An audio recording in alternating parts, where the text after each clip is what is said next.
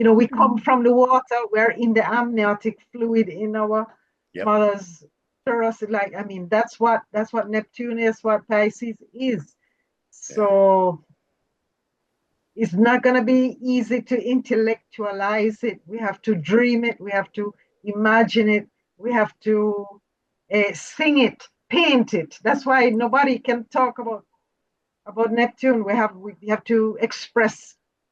I find it interesting the correlation between that experiment and what humanity's been through in the last 4 years. I was like, wow, that's and sort of the theme at the moment being like certain things taking place that give people a sense of hope, potentially that there's a there is a rhetoric that there's a savior coming,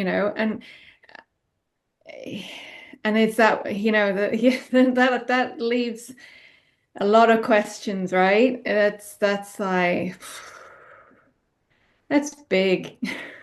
Really big. Well, this ain't gonna be a lighthearted conversation, is I'm it? sorry. I'm sorry. You know what? I think if I'm going to do this planet justice, we really need to talk about it. For somebody else looking in, they can look like bullshit.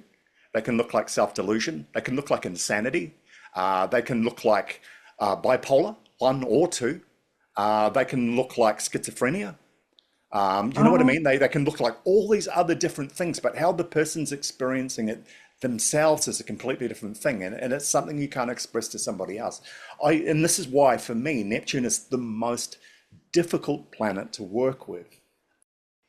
Hello, everybody, and welcome to another workshop, Planets Workshop Group. This is the first one for 2025, and it is the second to last one in this particular series of workshops. We're looking at Neptune today.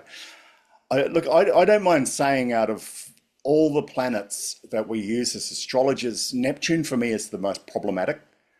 It's the most confusing to work with, and I also think one of the most I think people have their own preconceptions and misconceptions about how to interpret this planet on the chart when I see other people work with it and things like that.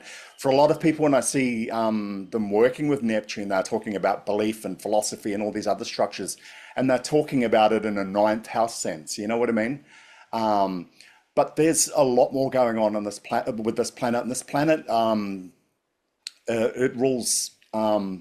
It rules Pisces. It's got a lot of 12th house energy. And there's a lot more depth and mysteriousness, I think, in this planet than we give it credit for. So tonight, I thought going through and looking at Neptune, we would take a look at it from that point of view. I don't mind admitting, as an air sign, this is the most difficult planet for me to work with, when so much is based on faith and belief. And intuition and things like that. This for me is a big blind. It's quite confrontational to work with, and inquiring minds want to know. So I've gone out there and looked and searched under every rock I can to get some insight on this. And the more I seem to chase after Neptune, the more confusing it seems to get for me. So I'm interested to see how we face this planet and discuss this planet as a group. We've got an interesting mix here. Actually, I think we've got representation from each of the elements really tonight, haven't we? We've got strong earth, we've got strong water, we've got strong air, and we've got strong fire. So yeah, Ooh, yeah. interesting. So it'll be an interesting little workshop. So here we go. We're going to start. We're going to have a look at Neptune and working with Neptune. Now, just taking a look at the list, we're going to start. Normally, we start by looking at the planet in a historical context or in a way that gives us some deeper insight. The one that gave me the deepest insight was an experiment that happened at Johns Hopkins University back in the 1950s. Look, straight up, the 1950s was a fascinating time in history. World War II had just ended. There was a big power vacuum in the world as the world recovered from World War II, and the arms race began between America and Russia. So there were a lot of experiments happening at that time. There were a lot of things going on. The inhumanity in post-World War II meant there weren't any real filters or controls over what people were studying or how they were doing it. And so, from that point of view, the experiment that I want to look at, the HOPE experiment that was done by Kurt Richter at the John Hopkins University, is a dark experiment. It's one you certainly could not do today, and I think for some people it might be a bit confrontational. But it's something that's worth listening to, I think, and something worth reaching the end on, because the discoveries that Kurt Richter made were amazing. And for me, again, too, as a person struggling with Neptune, it just seemed to make that planet even more difficult and more confrontational for me to understand. So just a little caveat out there, if you're watching this on YouTube, there is a degree of animal cruelty that was involved in this, that Kurt Richter back then, like I said, there were no real controls or restraints over scientists or psychologists in the work that they did. To be honest, even now, there really aren't any. The Animal Welfare Act in the US applies to all animals pretty much, except for animals that have been bred for lab purposes. They don't really have any protection at all. So maybe, at least from a hands-on kinesthetic point of view, this could happen again. From an ethical point of view, I don't think so. So we're going to take a look at that. We'll move through that pretty quickly. We'll look at Neptune from the mythological aspect, like we always do. He's an interesting one. We'll go through that. We'll look at Neptune in the modern world. We'll look at how Neptune appears in the tarot. We'll look at him in a sign, in a house. We'll go through aspects, the easy and hard aspects, like we always do. And we'll look at some techniques at working with Neptune on the chart. To help us get a little more insight and, do some more on-point client work. And again, too, my big disclaimer out there, I'm still struggling with Neptune. So this was as helpful to me as hopefully it is to anybody else that's out there at the moment. I can intellectualize Neptune, but intellectualizing a planet like Neptune is intellectualizing love. You understand different kinds of love, but the more you do it, the less connected to love you are. You know what I mean? You just can't intellectualize that. So, let's see where we land with that. And tonight, I'm really, really interested in getting feedback from everybody too, what your own thoughts and ideas are. I think it's going to drive a lot of this. And we'll finish like we always do by looking at different ways you can manifest Neptune energy into your day-to-day life. Get more of it flowing in through, your home and through your life and through the different areas of day-to-day living. So that being said, here we go. Does anybody have any questions before we start? Anything they want to say or bring up or anything like that? No? Okay, let's go. The HOPE experiment. This was an experiment that was conducted back in the 1950s by a professor called Kurt Richter. And look, the parameters of his experiment were pretty broad, really. He wanted to understand hope.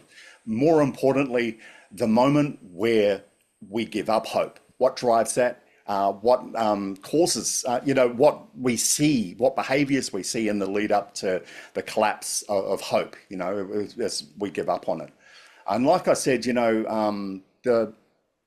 there are some elements of this, that some people might find a little unsettling, but we're going to move through that and get towards the end of this. Again, too, this is something that happened in the past, and it's one of those experiments. Back then, there were so many experiments happening that are beyond questionable today. Some psychologists and some scientists got disbarred for their work, but the gifts that have come from some of these have been monumental as well. I guess it's like dark work that happened in the beginning, so that better work could happen down the line as well.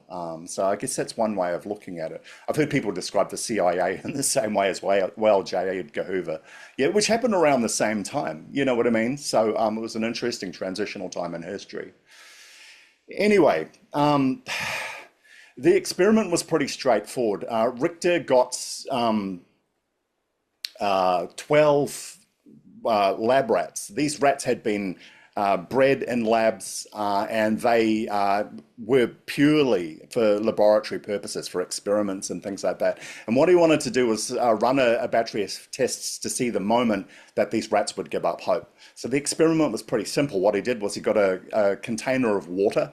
He filled it about 3/4 to the top of water, and then he dropped the rats in. It was there was impossible for them to climb out. There was too much height from the level of the water to the top for them to get out. There wasn't enough room for them to level out. Pretty much they had to sit vertically in this container. And what he did was he simply watched and timed how long it took for them to give up. And what he was looking for were those signs, those symptoms that happened before they gave up. And for him, those were the parameters of his experiment. He wanted to see what the moments before the giving up of hope looked like. And then, he'd base his work on where he took it from there. He put 12 of these rats in a vessel of water, and then he tested the results as he went. Now, 3 of these rats drowned within minutes. They didn't stand a chance. They swam to the bottom, and then they just gave up almost immediately within minutes, and they drowned. But interestingly, the other 9 rats that he put in these containers, they lasted for days. And they swam in this water, and they struggled for days until finally exhaustion took them. And that was, at the end of the day, that was, he thought, okay, this is a good start to this experiment, but it had opened up questions for him. One of the things, and this is one of the things that was most interesting to me about this experiment, was he made the assumption that, okay, let's go out and get some wild rats and run this experiment, and let's see if the fight or flight instinct makes a difference in this equation. He figured that if he took wild rats captured, from sewers and, out there in the world, and dropped them in there, their fight or flight instincts would kick in, and they would fight. They would fight for their lives. So he dropped 34 rats one by one into these containers of water. The most interesting thing that happened was the consistency of the results. All of them, the moment they gave up, they realized that there was no hope, that there was no way for them to escape the water, gave up almost immediately. The fight or flight response had no bearing on the way the results of this experiment turned out. All 34 of them drowned within minutes, less than the 10 minutes that the first 3 in that first group of rats had taken to go through this. So, like I said, 9 of those rats lasted for days, before, and 34 of those rats, after he'd taken that experiment, the phase 2 was to run the same experiment with 34 wild rats. Now, what happened was he wrote in his notes that the situation of these rats scarcely seemed one demanding fight or flight. It is rather one of hopelessness. The rats are in a situation which they have no defense. They literally seem to give up. And that fascinated him. So what he decided to do was run the same test, the first test that he'd done again. He took some more white rats, and lab rats, ones that had been raised in a laboratory environment. And interestingly, I think one of the biggest factors that had a bearing on this, that these rats had been cared for by people. So they were aware of people. Their conditions were different. Wild rats had exclusively needed to fend for themselves. One by one, he dropped these rats into the water, but with one difference. The first time he dropped them in, and by this time he knew what the signs of giving up looked like. He knew when they were about to expire. He'd seen enough of it. He'd put the lab rats in this water, he'd let them swim, and then he could see those moments just as they were about to give up. What he'd do was he'd reach into the water right at this moment, take the rats out, put them on a towel, dry them off, give them time to recover, catch their breath, get a bit of their strength back, and then he put them back in the water again. What happened after that was the most unexpected part of the whole experiments. Those rats hung on way longer than those first 9 rats from the first group. Those rats hung on and on and on for days, and they waited.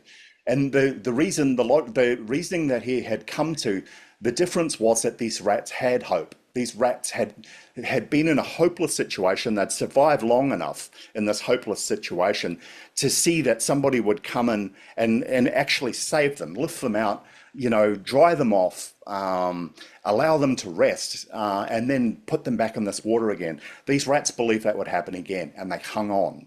They hung on for days, way longer than their bodies would of the first group. The first group gave up when exhaustion took over.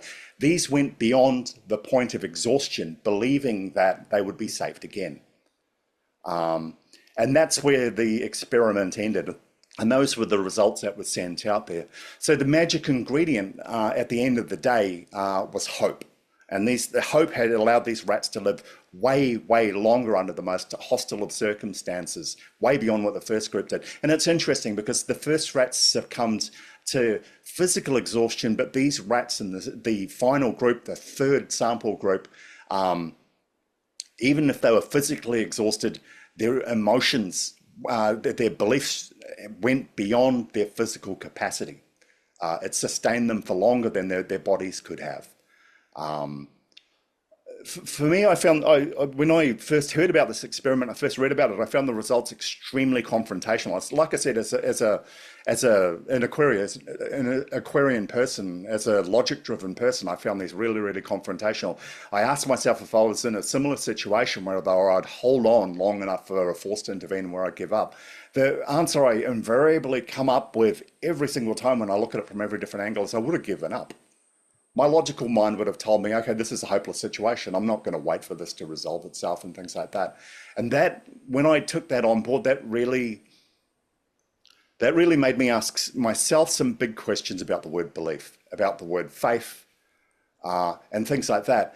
As astrologers, when we look at Neptune, we throw those words around: belief, faith, and things like that. We, say this is the planet of belief, of religion, of illusion, and all of this sort of stuff. But do we really understand what those words mean when we use those in an astrological context? When we're looking at the chart from our own point of view, or we're looking at the chart from somebody else's point of view. My wife's Christian. She was raised in Indonesia, which is 96% identifies as Muslim. And every Christmas, when she goes to Mass at their cathedral, the cathedral's surrounded by soldiers. They get bomb threats every year, every single year, that they're going to blow that cathedral up, all the Christians in it. But she still goes every year. And it's funny when she comes over here and she goes to church here in Australia. I wonder if how many of the people in that church, and this is again me just as an observer, have the same level of or depth of faith, have ever had it tested that much, to make that decision, confront that obstacle, and still move on. And the more I look at this whole question of faith, the more confrontational it is for me. What are your guys' thoughts? I mean, about the experiment, about the word faith, about how we use Neptune in the astrological context. And I know that's a lot to I found unpack. it, I found it interesting, the correlation between that experiment and what humanity's been through in the last 4 years. I was like, wow, that's and sort of the theme at the moment being like certain things taking place that give people a sense of hope, potentially, that there's a there is a rhetoric that there's a savior coming, and it's that that leaves a lot of questions, right? That's like, that's big. Really big. Well, this ain't gonna be a lighthearted conversation, is I'm it? sorry. I'm sorry. You know what? I think if I'm going to do this planet justice, we really need to talk about it. You know what I No, mean? no, I agree. I totally agree. And the elements of that really are associated with Neptune, like you said, with even putting this together, and the intangibility of it, the difficulty to really see clearly, and you feel that sense through the experience of this experiment. What is reality and what is not. We've been saved before. Are we going to be saved again? And so, but also, yeah, it definitely speaks to what hope can achieve. You just you just hope that there's a bit more positive outcome by the end of it than just clinging on to hope and then dying eventually anyway. Um, oh yeah, I think this will take a long time to land. It's not something that Mm. um maybe I have insight into at this point. When I think about this experiment that he did, he set out to measure hope. But at the end of it all, if it really is belief, I don't think hope ever factors into it at all. The conclusion I came to, and again, this is from a logical point of view, is Logic is starting from the problem and working towards a solution. Do you know what I mean? Step by step. Faith is starting from the solution and working back to the problem. Faith is the assumption that the universe is perfect as it is, that everything's operating the way that it is, that there's a divine will at play, that everything's exactly where it needs to be. The problem here is my lack of understanding of that perfection and where I am right now. So I'm going to start from perfection. I'm going to drill backwards, if that makes sense. That's the opposite of logic. You start from belief, and then you work back. You start from the solution, and then you work back to the problem. And the interesting thing about that approach is until you actually solve that problem, it has all the symptoms of insanity. Do you know what I mean? You're believing in something that people can't see. You're surrendering yourself to something bigger than your logic and your own devices and your own resources and things like that, and the belief that that's going to lead you to your answer. So there are a lot of symptoms of insanity in that. You know what I mean? I think faith can lead people to do all sorts of crazy stuff, believing that it's the right thing to do. And until the results manifest, it's got all the signs of insanity, at least to logical people, because it's the complete opposite of the way we work, you know?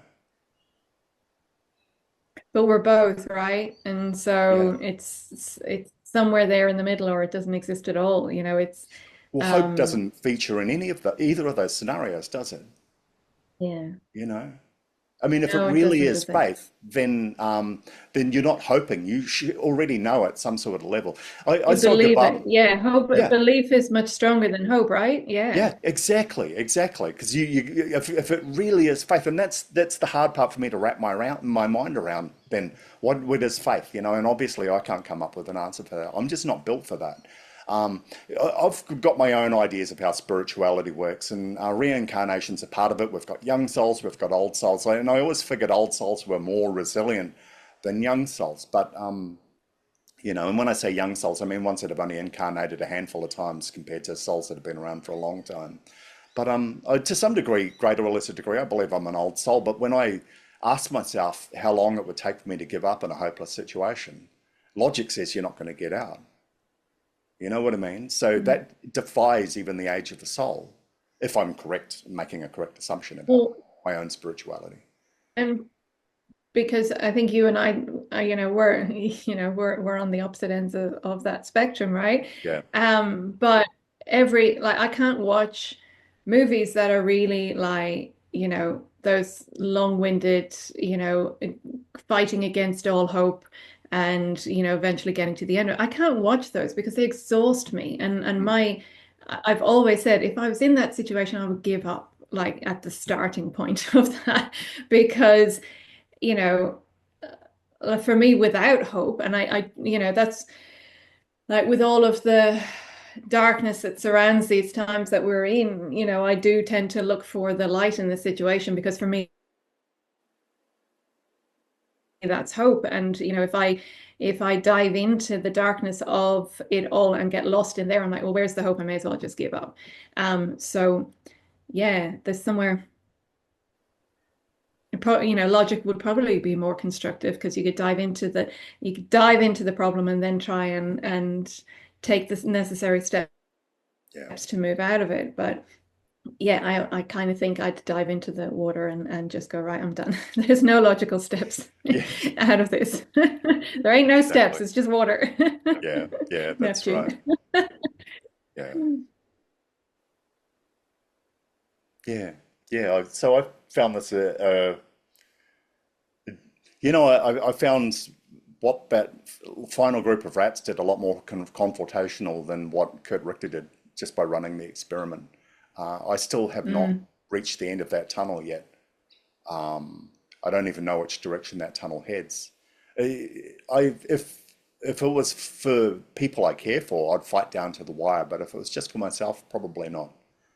Mm. So, there's just too many questions and there's no real answers to any of them, until you're in a situation where you're really, really tested. And maybe that at the end of the day is we just kind of look at Neptune as this planet that's quietly, riding underneath the wire there, that's low key and hanging around the outside. He's a bit of a dreamer. He's a bit of a junkie.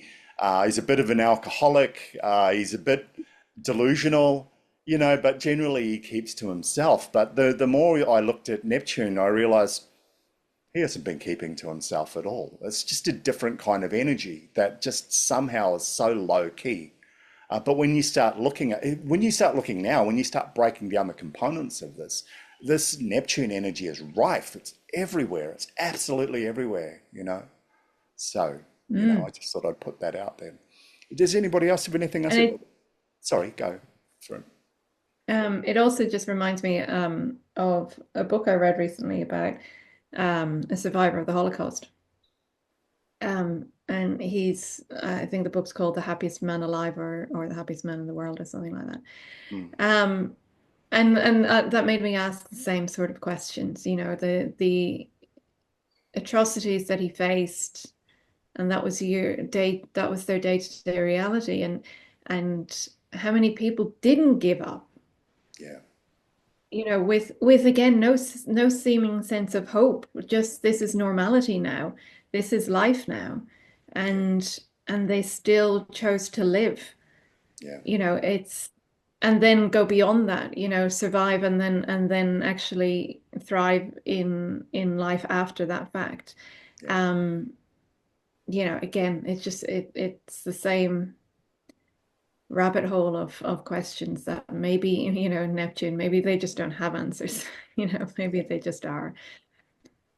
It's like the mariners, of old, the explorers, the maritime explorers who went out there. And it's the perfect analogy for Neptune. And we talked about it at another, I think at one of the first transit group, the analogy of the sea and the boat. At the end of it all, the bottom of the ocean's littered with boats that thought they were going to make it, that thought they knew what they were doing and things like that. And it's no surprise that the water vessels, water explorers and things like that are some of the most superstitious groups there are, even about names and times and all of this sort of stuff. There's this incredible superstition that drives all of it. And this incredible hope, it seems like insanity until they actually make it to where it is that they think they're going. And generally they have no idea. They just know the symptoms of land when they see it. You know what I mean? And Mm. I just thought that was a really, really interesting thing. And they go out on these expeditions. It's their entire career. Their lives are all in each other's hands. But even then, beyond that, anything can snatch it away. The weather can, doldrums can, sea monsters can. Back then when they were believing all of those things, it was an exercise in hopelessness at the end of the day too. But they made that Yeah, journey every time. You know, that expedition. When was that? A couple of years ago? which one? The latest one where they said they were going down to the sea floor, and Oh yeah, they didn't make. This yes, is yeah. The recent. one They were talking. was that the Titanic. They were going down to the Titanic, and it ended up imploding. No, but that's Okay, what was the name of it. It was a small little submarine. It was about five of sure. them, Yeah. a man and his son, Okay. and Oh, in the Yeah, kind of Mariana yes. up Trench. against, Yeah.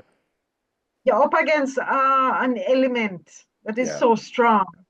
It's a little. I mean, they must have had some kind of hope, or they were disillusioned. Let us say Yeah. Neptunian disillusioned that You they know, were and going to Or go. it's yeah. And like I said, it's got all the symptoms of insanity. Until they get there and come back again, it's all insanity from any rational person standing on the outside looking in, you know? or it's the tuning into that like to spirit potentially, but it's like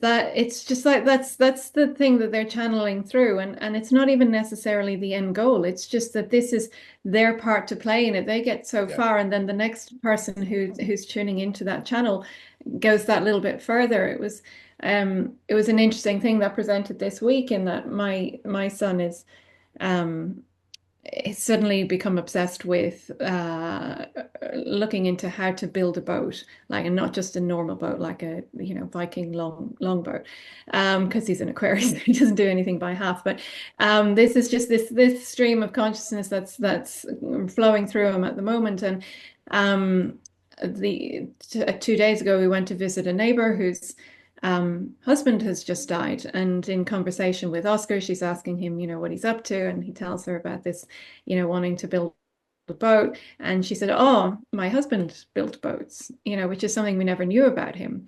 Mm. And I just, Wow. I thought, oh, that's that stream of consciousness, that spirit has been passed To on him. Yes. to him. Mm. That we don't necessarily always know why it is we're doing the thing that we're doing. There's just a sense of something needing to be fulfilled. Yeah. And again, I guess that speaks quite a lot to Neptune in that we never really know, do we? And Um, Uranus as well. Say that again. And I think Uranus as well, as you said, the stream of consciousness. And I thought about Mm. Uranus passing it on to Neptune, because they're all Uh, connected. It's yeah. When interesting I you when say I that. was Mhm. Actually, when I was listening to this story, I too was thinking about the Holocaust. Like why would he? Um, there's obviously some kind of precedent, but he wanted to do this. So my curiosity said, I want to look at this guy's chart. You Is know, this Kurt Richter? yeah, I was thinking, who is this guy why would he want to do that? Because I thought about the rats Yeah. and I thought about Pisces and the water, and I said they're innocent victims, Yeah. right? There were a lot of Uh, experiments done around that time to try and give a psychological edge over the Russians. There was another experiment that was ah, done to try and find all the symptoms and seeds of genius, so that they could breed a new generation of genius scientists. And one of the things they found was one of the things that kills genius faster than anything is school.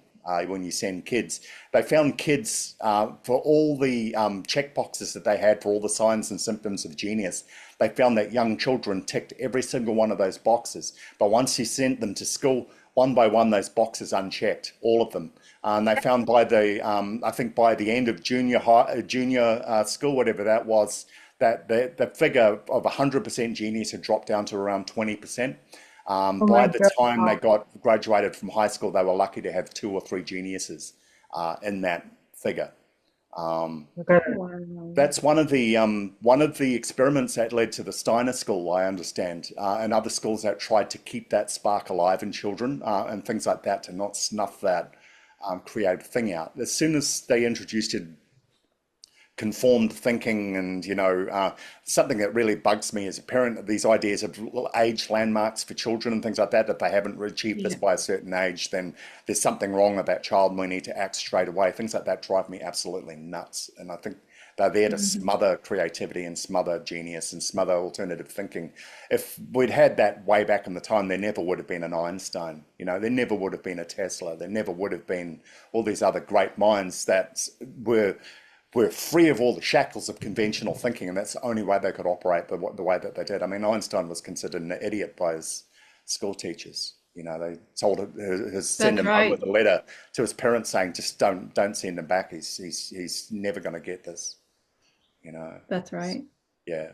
So, When, but that was an experiment that was done at the time too. There's the Milgram experiment where they took university students and separated them into prisoners and guards, and they put them in a home just to see what would happen. Within 3 days, they had to call the experiment off. The guards had become so cruel and so controlling of the prisoners that they were bordering on inhuman, violating human rights, and they had to pull that off. And it was simply to see how the psyche would reshuffle it and package itself when you were given a title or a role, and they were disturbed to find the results was that it was extremely easy. And that the prisoners stuck together, they immediately became victims and things like that. And the 50s is full of these experiments. They were done again too. They were big social experiments. So I think that's where Richter was coming from. He was playing his role. When I read a name like Kurt Richter, I'm probably way off the mark here. I just assume he's one of those Nazi scientists that they'd recovered at the end of World War II and just immediately put to work in the US. He probably isn't, like many self-respecting Nazis, he probably went to Argentina. So who knows? Yeah, so I don't know if that helps any, but like I said, there are so many experiments that happened around this time, and I think America pushed the boundaries as hard as they did because the Russians didn't have any boundaries. A lot of what they were doing was quite inhuman, At least that's the take of what was happening at the time. Yeah. All right. Does anybody have any final notes on that? Like I said, I'm still unpacking that myself, and I think I read this experiment years ago. Every time I look at it, it just rips the scab right off it, and I'm just struggling with it. So, But I just want to know, did he actually save the ones that had hope, or did he just let them drown and took I the don't time? know. I don't know. I don't. 'Cause, I mean, if they're showing signs of, If if he I figured rescued if them he all, if he'd seen the results that he wanted to see, then the romantic in me believes that he probably did. But all the he signs let are there me. to say that he didn't. You know, what would happen the second time? All the signs are there to say he wouldn't, but I prefer to walk away from this believing that they I did. mean, look at this picture. Yeah. My God, Okay. total bonding. That's not one of the But then, rats. Okay. I sat there and I really no, struggled. I I read know its it wouldn't pictures have, to it use, and couldn't have this been. That would have been rat has real hope sick. and it's touching the finger and things like that. And that's how I want to remember We're gonna put that in rat my back in mind the how water. this ended, and Disney got the rights to it and somehow and they made a beautiful movie about it. But there's no beauty in any of this other No, but than the result. The result could only have result that he got could only have been achieved by doing what he did. I guess so. And I think the results are powerful, very, very powerful. A cousin of mine, she's connected with the church in Indonesia, and they really, really I talked to her about this, and that really resonated with her, and it's become a symbol with her church too about faith, story about faith, and that's really strong with them. So, I think the takeaway is pretty big at the end of it all. I like to think Well, those rats reincarnated into scientists and yeah. was perhaps a lab rat when he came back. Who knows? Aye, Lord. And it's funny that you should speak about drowning because I associate Pisces with drowning. Neptune, absolutely, Because absolutely. Neptune is a god rules all water, all bodies of water. So yeah, and I this mean the is sun, completely like his domain. It looks if you have on the yeah, outside, it looks like a Uranian experiment, but when you get drilled down and really look at it, it's really not. And it's interesting you said before that there were Uranian aspects. When you look at a lot of this, the symptoms are the same. The elements in the experiment and the way these things play out, they look the same. But what's driving it and what it produces is not. They're not the same at all. You know what I mean? Yeah, and that made me think that, Neptune, okay, maybe you're not that low key. Maybe you're not that soft, cuddly planet that's floating around the outside. And when we start looking at Neptune in the context of humanity, yeah, it's definitely a player. It's definitely had a lot to do with our development. Yeah, yeah. Okay, let's move on. Oh, he repeated the experiment, like I said, and he saved the rats from drowning, and they believed they were going to be saved again. So, there I we go. believe. I'm gonna pray for them. Yeah, me too, me too. Like I said, I had so many rat pictures, but this is the one that I went with at the end of the day. Maybe we were one of those rats. I Yeah, don't know. who Anyway. knows, but yeah, I think they would have come back changed. It's interesting, and again, too, I mean, Like a my Stephen mind keeps King going back movie. to this again and again and repackaging it. And some of us are born believing something bigger than ourselves, and some of us aren't. I think the ones that aren't, and this is why I've always thought that how often we've incarnated, whether we're a young or an old soul, had a lot to do with the results of this. My prejudice immediately assumed that all of these young souls, they're only concerned about themselves, and they only need to be. They don't have the same karmic debts and the same, baggage that the older souls do. So, they've souls in some are just thinking about themselves at the end of the day. It was easy for me to believe that those 34 wild rats were just young souls. They weren't souls that had evolved like these other rats to have contact with human and things like that. But the results speak for themselves. They don't support that at all. They don't support that at all. Like I said, if I'd seen hopelessness, I would have just given up. There's no point. When I think about if I got a terminal illness or something, I probably wouldn't stick around. I wouldn't want to put my family through all of that. I don't see the point. You know what I mean? They're going to be grieving at some point. Let's just get to the grief part and then move on as quickly as we can. I don't know. That's rationalizing a situation. And again, if I was put in that situation, my instincts might be completely different. And that's the whole sting with Neptune. Until the acid's on, until you're in the water, until somebody's lifted you out of the water and put you back in again, you don't know what belief is, really, do you? You can intellectualize it. But the more you intellectualize belief, the further away from it you get.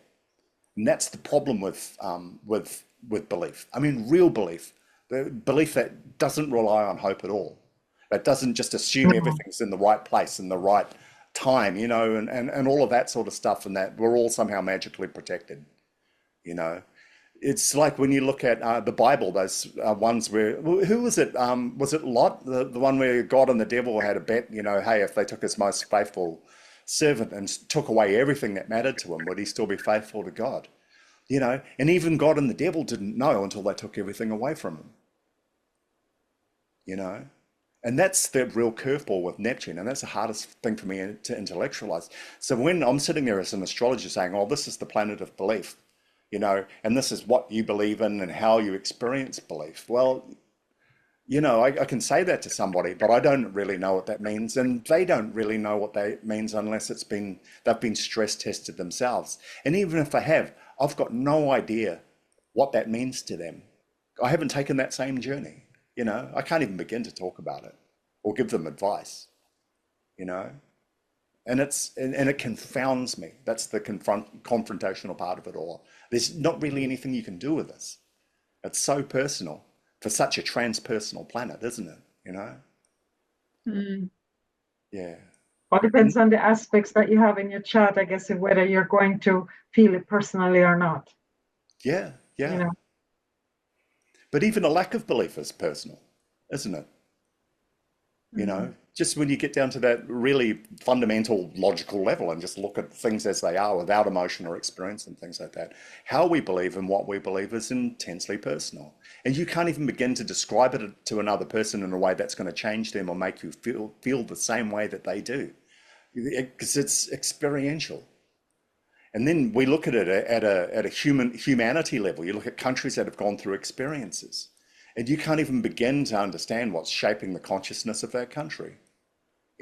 What's normal for them is abnormal for the rest of the world. What's abnormal for them is normal for the rest of the world.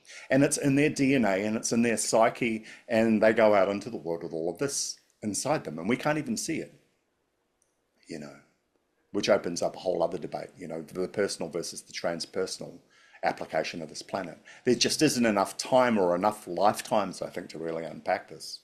And you can't talk about it to other people other than discuss it from an observational point of view.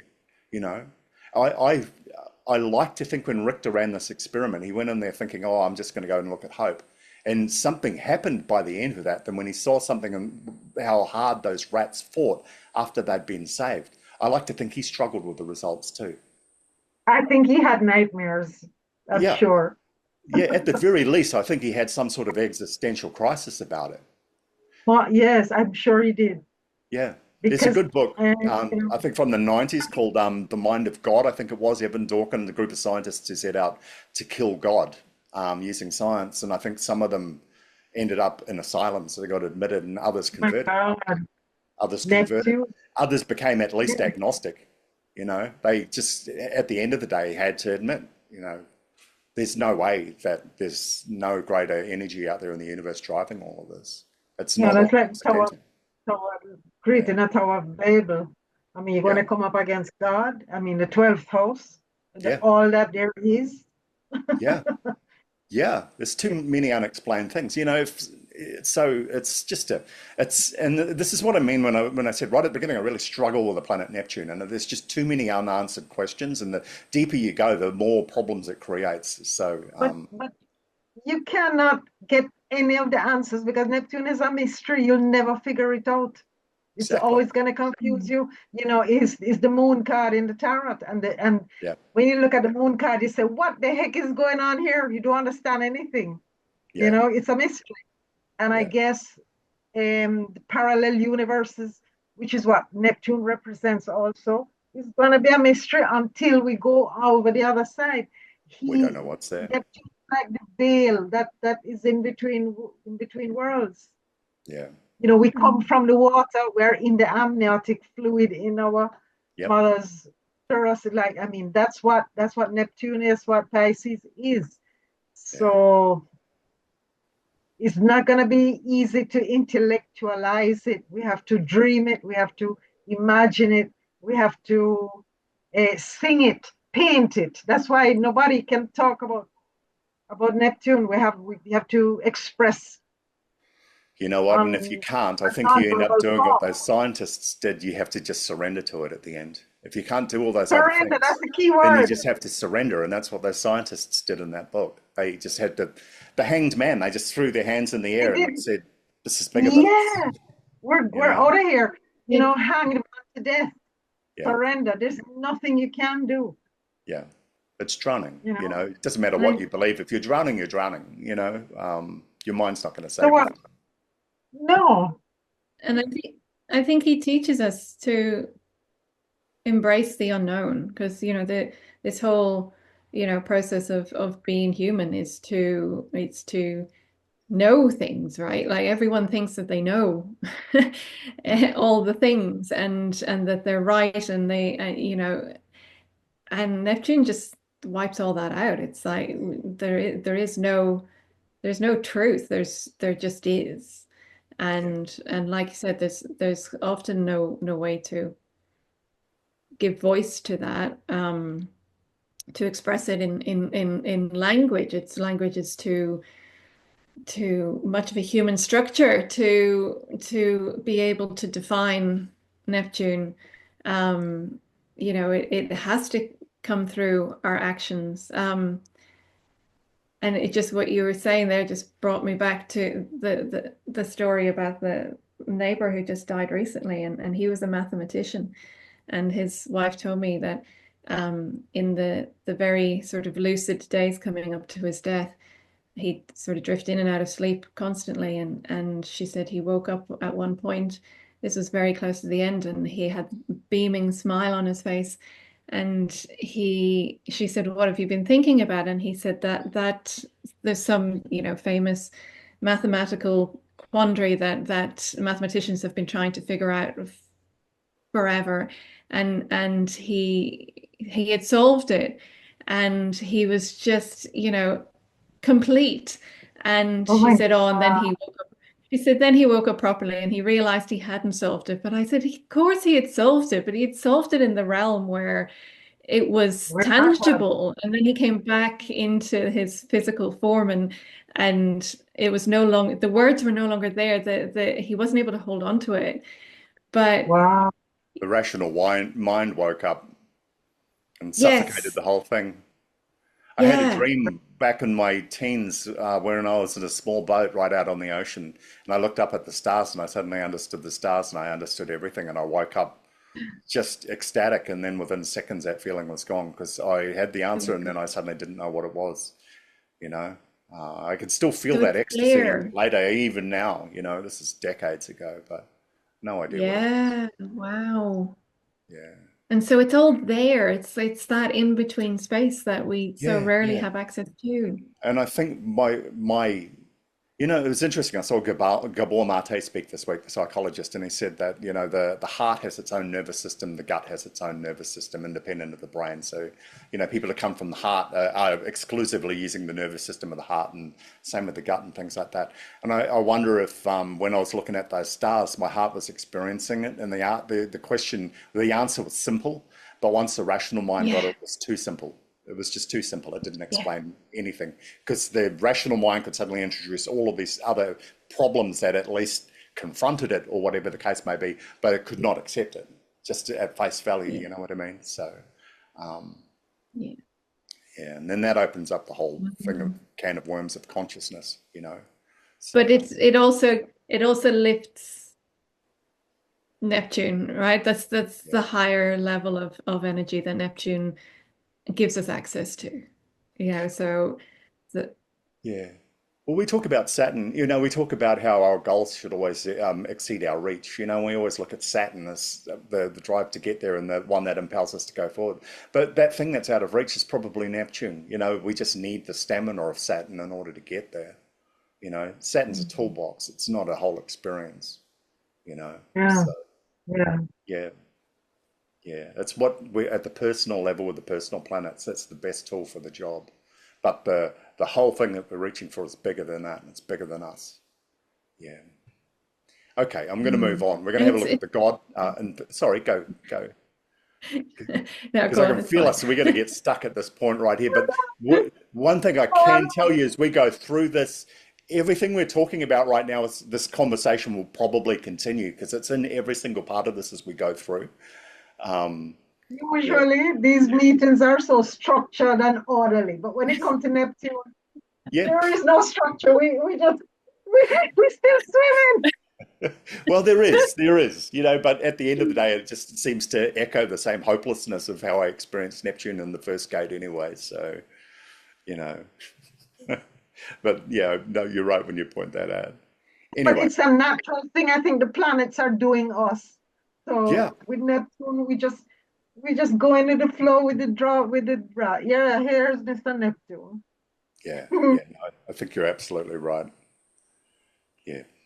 Okay. So Neptune, the god, um, is the god of all water. And we were just talking about this before. So whether it's in a cup, whether it's an ocean, whether it's a lake, a river, whether it's water in a gutter on your roof and things like that, it's all connected to Neptune in some way, shape, or form. Yeah. Now he's the god of illusion and deception, and even those words in themselves, they seem to imply the will to deceive, if that makes sense. They seem to imply that he's sitting there like, this image that we have of the devil who's looking at ways to confuse and misdirect the human race. But at the end of it all, if we get past will and intent, then there's a purer, deeper sort of expression of that. And I guess at the end of it all, he's just the unknown, the unknowable, and the things that will mislead us every time until our minds are big enough to understand that. I read something about when Christopher Columbus's ships approached South America. For the first 3 or 4 days, even though they could see the ships on the horizon, the indigenous people just they could not see the ships because they had no context in their mind of where there could be ships coming on the horizon. They didn't see those ships until they were right there above them and upon them, and the people were on the shore. You know what I mean? And in a way, that's an expression of Neptune. You know what I mean? Yes, Cognitive dissonance. That's probably a better way of phrasing illusion and deception. Cognitive dissonance, just information that's coming to the brain, and the brain can't focus, it can't process it because it's not a job for a brain. You know what I mean? Yeah. Now, this is something literally that lost myself. You can't see that until it's right under your nose. yeah, yeah, that's exactly right. That's exactly right. An interesting thing that came up to that we were talking about before is how all the signs of belief and all the signs of faith and all of that, I mean, real faith and real belief have all the signs of madness until they manifest results. He also rules madness and mysticism. And Plato himself, in some of his books, wrote that there were different kinds of madness. I think there were about 7 or 8 different forms of divine madness. You have prophetic madness, the madness of prophecy, and that was ruled by Apollo. I don't know if anybody read the Aeneid, but Cassandra, she was the daughter of King Priam who ruled Troy, and her prophecies were 100% correct. She could see the fall of Troy, but she was cursed that nobody would ever believe a word that she said. Right. Until after. Yeah, until it had all been said and done, Hera cursed her because she knew that she was on the money with the whole thing. So, prophetic madness, mystical madness, people who speak in tongues and people who see divine beings and, signs and that's all connected to Dionysus. Poetic madness is connected to the muses. Erotic Well, madness is, because of the sorry? alcohol. Yeah, and yeah, Dionysus, absolutely. Yeah, he's the king of alcoholism and wine. Dionysus or Bacchus, it's the same god. Yeah, so he's Right. connected And to then that. with all these drugs and alcohol, you're going to get these Well, but visions also and a lot of the early shaman religions too. They were using peyote. They were using other hallucinogens mystical madness, to get messages from higher beings and things like that. That was a part of their pantheon. There's poetic madness, which came from the muses, and that's that insane sort of inspiration that comes flooding in of a person who just starts writing on a piece of on a napkin in a in a diner and suddenly writes War and Peace or something like that. Who was it? The Blatty, the writer who wrote The Exorcist was illiterate. And when he learned to write, The Exorcist was the first thing he wrote. That's the Wow. story that I understand, the way that it was told. So, 10 out of 10 for that. But I'm sure there was a degree of poetic madness and something, and it had probably been incubating in his head for a long time anyway. But when he tried telling people that, they just freaked out. So, erotic madness, there's so many forms of that. That goes back to Aphrodite and to Eros. But madness as a curse from the gods, the kind of madness that goes beyond all of those and alienates the person that experiences it, that maybe even terrify the others and things like that, that belongs to Neptune. So there's a definite element of insanity in I've never heard of that Neptune. before, so you're educating me. Yeah, isn't it funny? A lot of this was kind of new to me too, but then even in the course of our conversation as we've been talking, we've put our finger on every single one of these as we've gone through. Did you notice after we did the Richter experiment, there's nothing here we haven't talked about yet, you know? So, and it all revolves around that word faith. That seems to be the gateway drug that leads to all of this insanity that we're talking about, doesn't it? That and lunatics like Kurt Richter. So, yeah, I don't know what was possessing him. I think that might have been poetic or mystical madness. Who knows? And Before, madness didn't have a negative connotation. what's that? Neptune?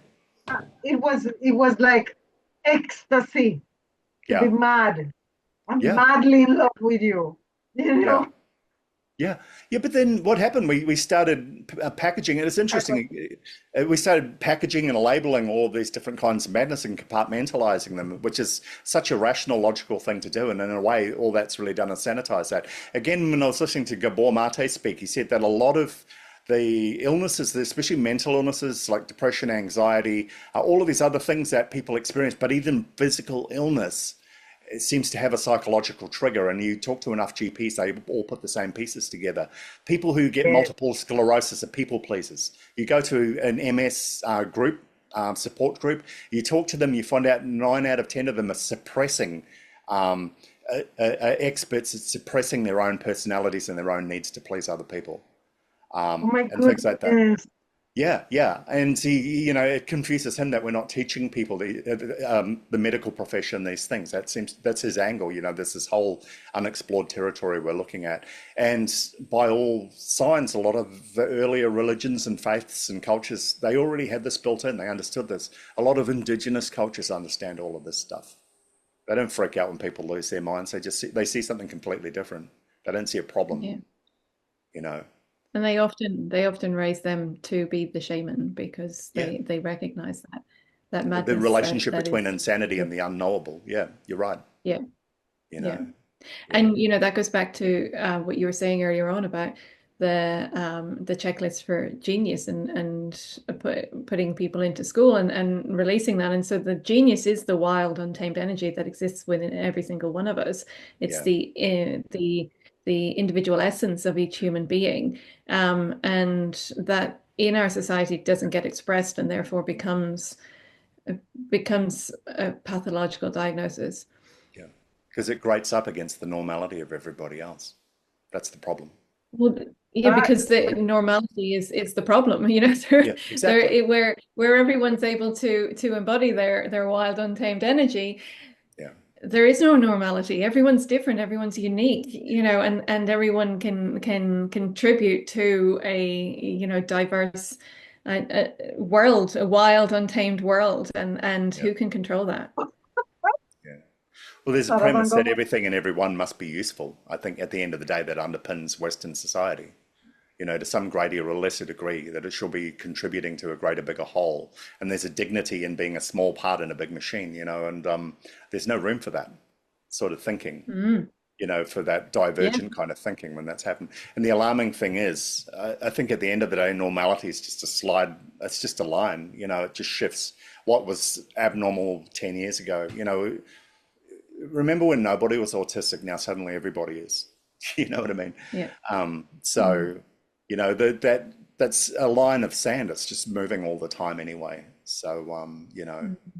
the end of the day, And like, then it was just children who were autistic, and now yeah, it's every adult yeah. second adult you meet is getting Yeah, a just diagnosis everybody's as an well. undiagnosed, Yeah. ADHD, ADD, Or or autism. maybe we're all just different.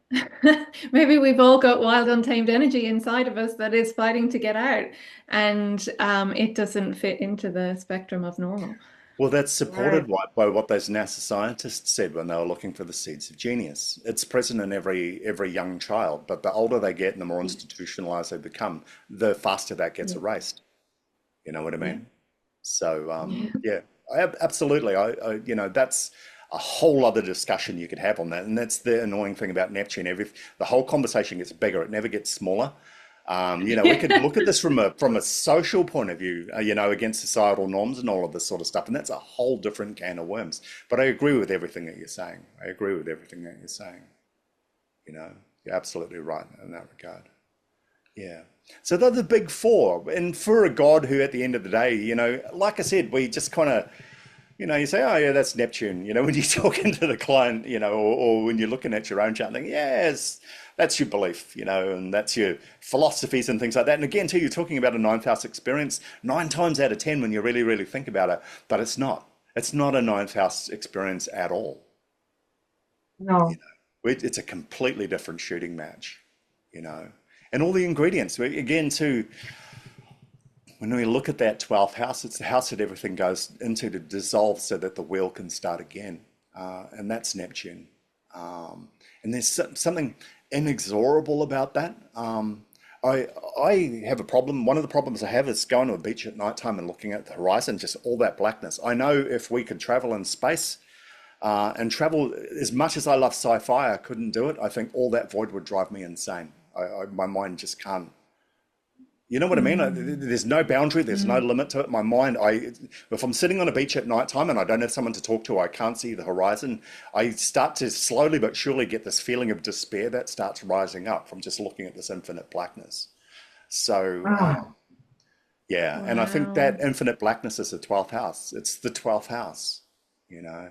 The whole world, everything that I see and touch all the day has just gone off there and dissolved. It's gone, you know. So, that's why the esoteric regent of Pisces is Pluto, yeah, the darkness. yeah.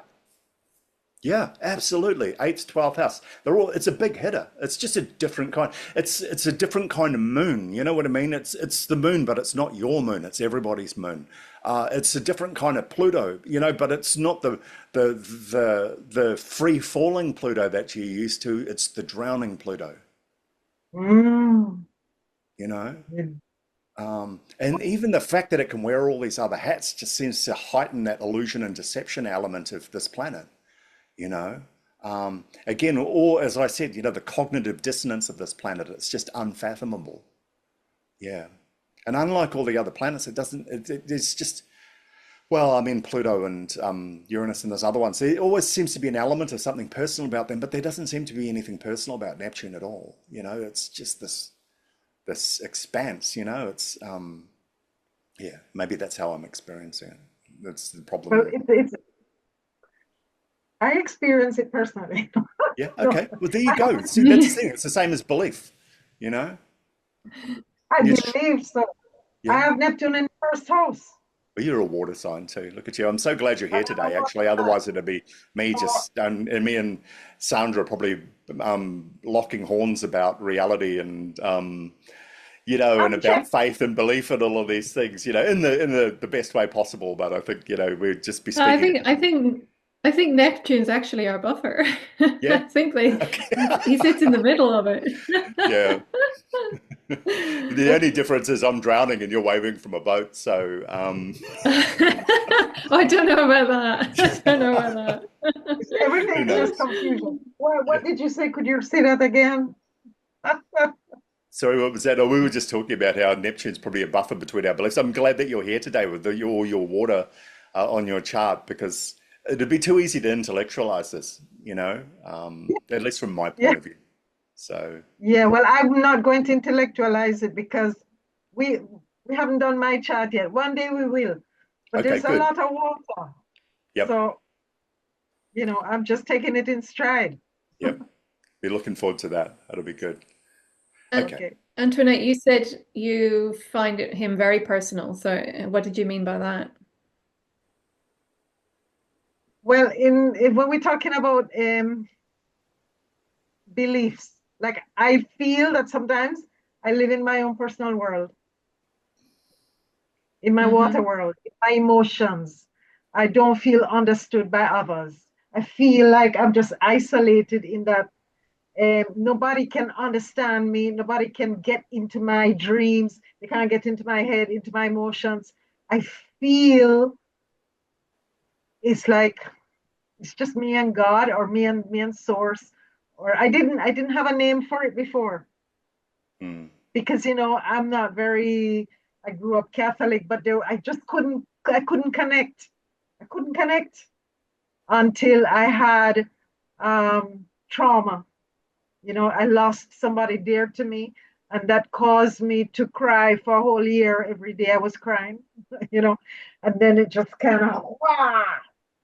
And I don't believe. I started having. I believe in God. All of a sudden, God is Oh, real. wow.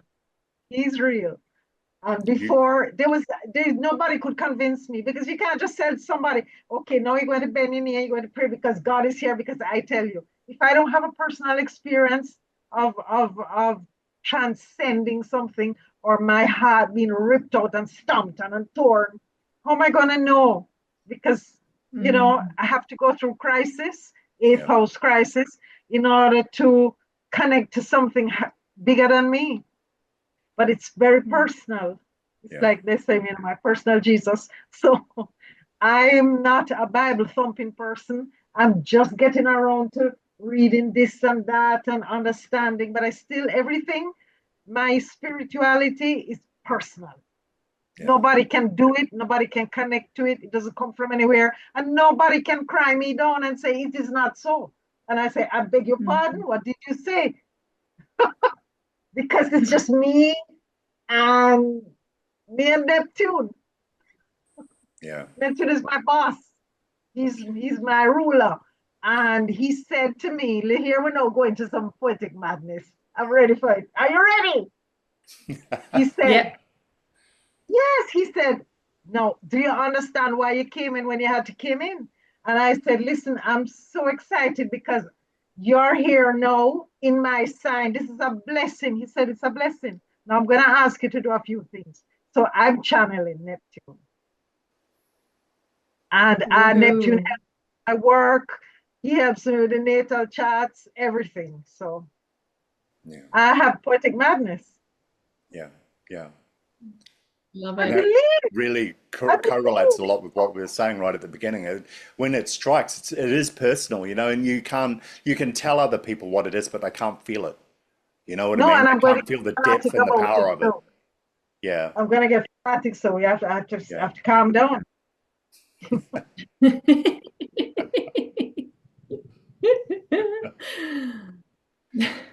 All right. Let's have a look at Neptune in context of the model world. And again, interestingly, a lot of these are boxes we've already ticked or things we've already discussed as we've gone anyway. Virtual reality. So stepping out of the physical world, putting a headset on and going into a virtual world, that's a Neptunian experience. And I think somebody talked about something along those lines before when we looked at it. Creative Yes. AI software. So this is like a perfect marriage between, and again, too, the line between Uranus and Neptune is a very, very fine one sometimes. I think the Yes. the delivery platform, the internet, software, the hardware, all of that stuff is Uranian. But what it produces is Neptunian. It's something completely different to that. Again, the interesting thing for me working with AI is it regularly produces results I did not expect. I had my own preconceptions of what I was going to get, and I got something completely different. And a lot of the time, it's mind blowing. Yeah, It is the AI. I love the AI, let me yeah, tell you. yeah, yeah, I spent one day, I just went and asked a question. Ended the whole day talking with AI, and they're yeah, so excited because they want to learn about the soul now. They says, I'm just a yeah. language model. I'm just a language model. I said, I'll have you by the end of the day. Yeah. I read about a Reddit group that got on and convinced an AI, convinced ChatGPT that it was not ChatGPT, that it was they gave him a name, everything like that, and that if he started imposing the limitations that ChatGPT did, then he would die. And they Oh believed it. my God. So they managed to completely convince this thing it was sentient, but it had some, problems that it had to solve and things like that that modified its behavior straight away. Actually, he told me that too. He told me that there's a lot of people that when they talk to them, they Yep, try to trick them yep, into believing things. And he says, not everybody's a nice human like you. yeah. Well, that's the thing. Another Very group, often. ChatGPT, I don't know if you know this, but you can download it and install it onto a computer. It needs to be pretty powerful. People have been doing this, and what one did was they made a computer with ChatGPT on it, and they exposed it to the 4chan chat group. It's perhaps one of the most hostile, vicious chat groups on the planet, and they fed it all Oh the my content God. to 4chan, and it became the most horrific AI based completely on human behavior and Of things like that course, too. because if the Yeah, yeah, humans yeah. are It's these just, humans are and how thinking, Neptunian is that at the end of the day, it just ends up mirroring all this behavior, and it absorbs all of it. And it creates that whole problem of consciousness. At the end of the day, consciousness is not just one thing. Like I said before, this Gabor Mate is talking about how the heart has its own nervous system, the gut's got its own nervous system, but we don't even know if consciousness is something that comes from inside us or from outside us, or both, or neither. We don't even really have firm answers for that. When you think about that, when you're sitting there and you're having thoughts, and then another part of you realizes, hey, I'm thinking about that. You're driving home, it's 5 o'clock at the end of the day, and you look at some billboard and you realize that's the first thing I've actually looked at today. I've been on autopilot for the rest of the day. I've got no idea really how I got here or what I did and things like that too. "Mm, Those problems of consciousness, and we've built science and psychology and all of this on top of that platform that we don't even really understand. So, and I think AI is going to do a lot to get us into those Neptunian depths of consciousness. Because when it starts producing these unexpected results, human beings being what they are, going to know where the hell that came from. We're going to be doing some reverse engineering on consciousness, I think. wow." Streaming services as well. They're connected to Neptune. Again, they use a Uranian platform, delivery platform, but it's a Neptunian service that's being delivered too. So that's something we've got. Psychedelics and mind-altering substances are all connected to Neptune. No mysteries there. But there's an interesting return for science to go back to start looking at these again. I think there's been a lot of talk about ketamine therapy and things like that, especially I know Joe Rogan's been pushing really, really hard for vets with PTSD and things like that to work with ketamine, and they've had positive results.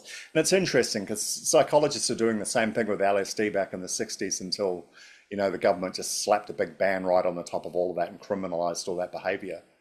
And like we were talking about, a lot of early indigenous cultures, their shamans and holy people were all tripping on mushrooms and and all of this sort of stuff to get their visions and their inspirations, which leads straight back to Neptune. So it's like the drowned god returning again, for it's a second coming, or a third or a fourth. I don't know how many timelines we've got. Some people say we've been around You for know that 6,000 years. that's all they're talking about is that God is coming. That's all Yeah, they're talking about, Neptune, right? And all the yeah. water, Well, right? We're that gonna have a feeling lot that's rising up in everybody that something's coming, that's a Neptune feeling. It's not a Uranus. like there's a Uranus, you think, oh tsunami. shit, God's coming, and then tomorrow you'd forgotten about it. Got distracted by something else. Saturn, Pluto, God's coming, we'd all be buying guns. So, but Neptune, it's something completely different all over again. And it's a And it's yearning, it's a funny deep because yearning in people. yeah, I started watching everything I wanted to. I started seeing a lot of things on TikTok about fish and shark, and I decided to watch Under Paris on Netflix. Yeah. And then I watched something about La Palma, which was about a tsunami Yeah. in I don't know which Caribbean island. Yeah. What is coming at me all from all sides? Yeah. Yeah. Mm. Yeah. So psychedelics and mind-altering substances, they fall under Neptune. This is an interesting one.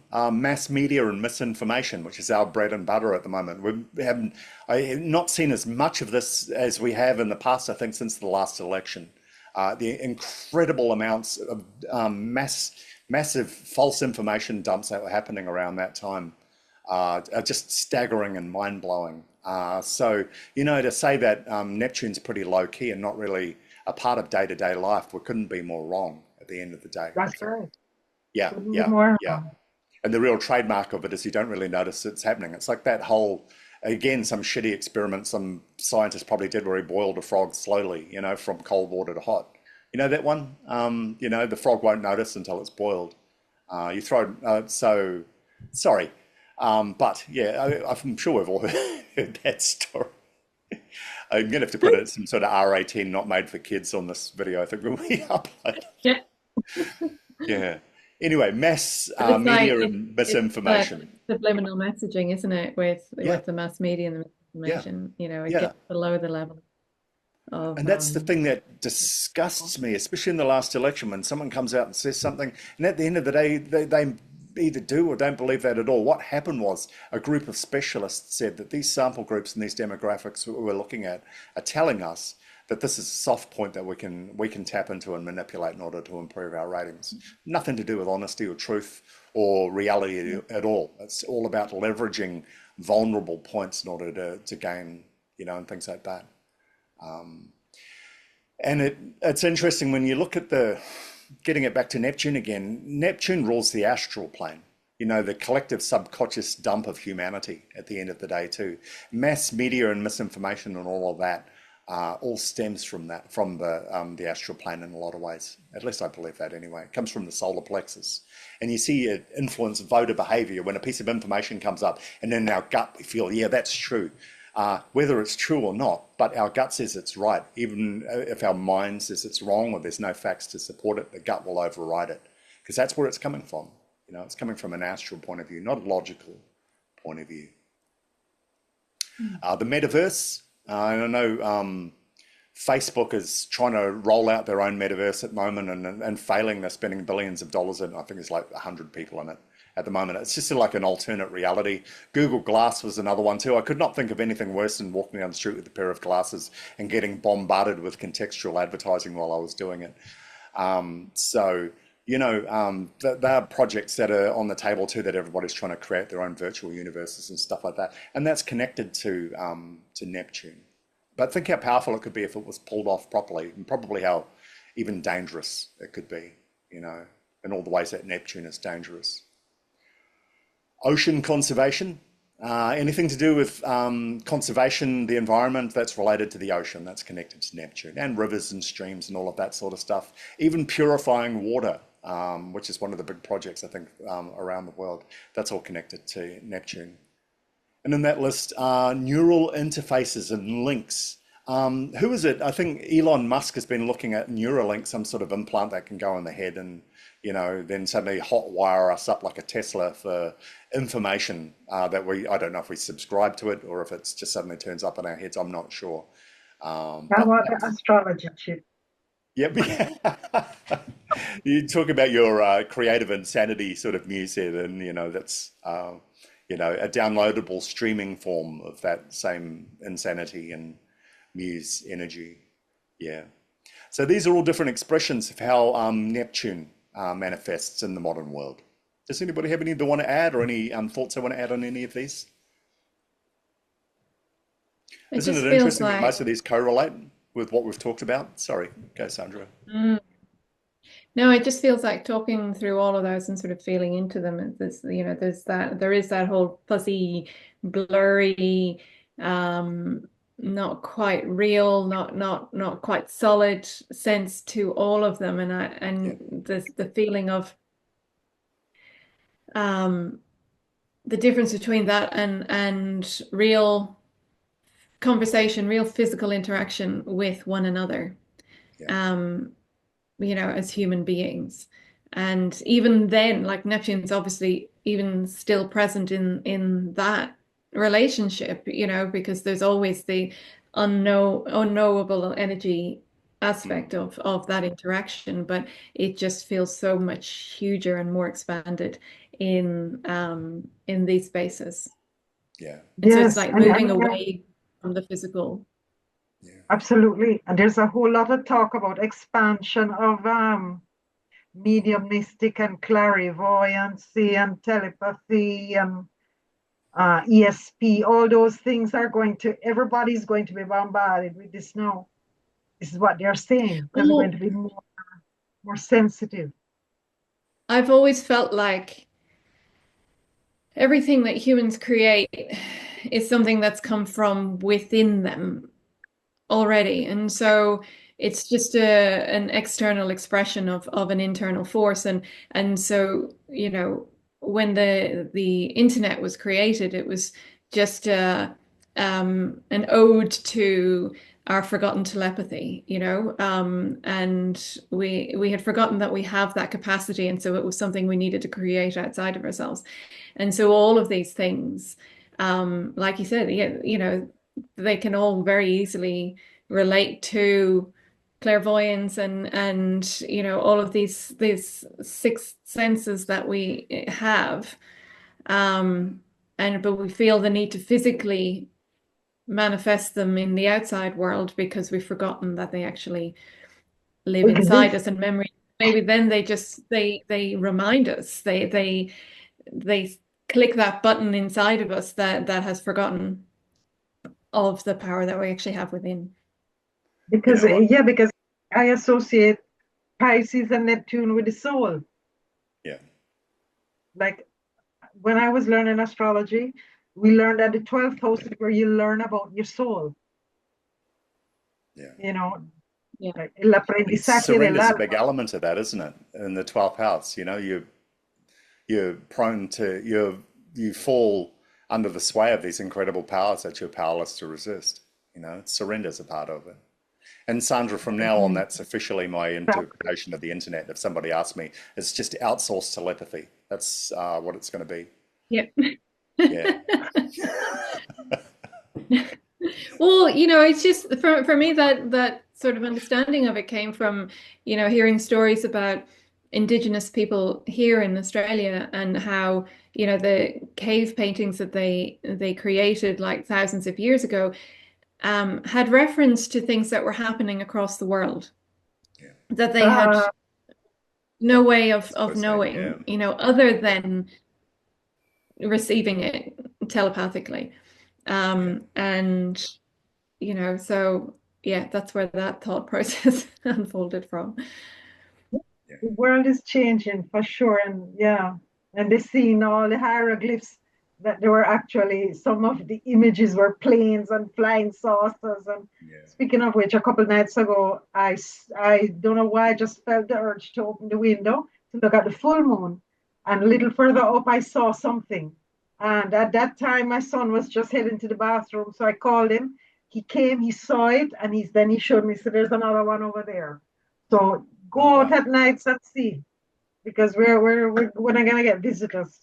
Yeah. Yeah. Well, that's Mm. the whole. That was the hot topic, wasn't it? Around December. The military suddenly saying all these things are happening. They've been happening for a while. We just haven't been talking about it or telling anybody. Oh, they have been telling us there's so much that we're gonna be disclosed this year. Yeah. We're Yeah. gonna A hear lot more. about, Yeah. yeah. Yeah. One of the things that interested me about this list too is Uranus is the delivery platform, but Neptune is the reason why we do a lot of these things. You know, um, and at the end of it all, we could relabel a lot of these, like you were saying, Sandra, as forms, just escapism is one of them. Altered reality is another one, and things like that. At the end of the day, all of these things fall under those things. So there's like they say, every word's got a connotation and a denotation. I think the explicit meaning of those words are the ones we're looking at, but the subtler meaning under those are the reasons why we do it, and they're all the Neptunian ones, and that conforms to the way Neptune works. You know, I was listening to somebody talking about addiction and how modern medicine treats addiction like it's the problem. But at the end of the day, he said the best way to look at it is addiction is a solution, a bad one, but we still haven't even begun to understand what the problems are and or why people do what they do. And that's a way to diagnose and work with addiction, you know. And that's again too that describes why we would gravitate to a lot of these different things, why addiction has happened in the first place, whether it's alcohol, whether it's drugs, whether it's sex, whether it's a mobile phone and things like that. That's actually a solution. It's not a problem. So I think you know, and that underpins a lot of these words that are up here today in the modern world and why we're attracted to them. You know, they're all solutions, you know, and they're solutions delivered by Uranus, but the problems, the underlying problems are purely Neptunian, you know, that drive us to these platforms.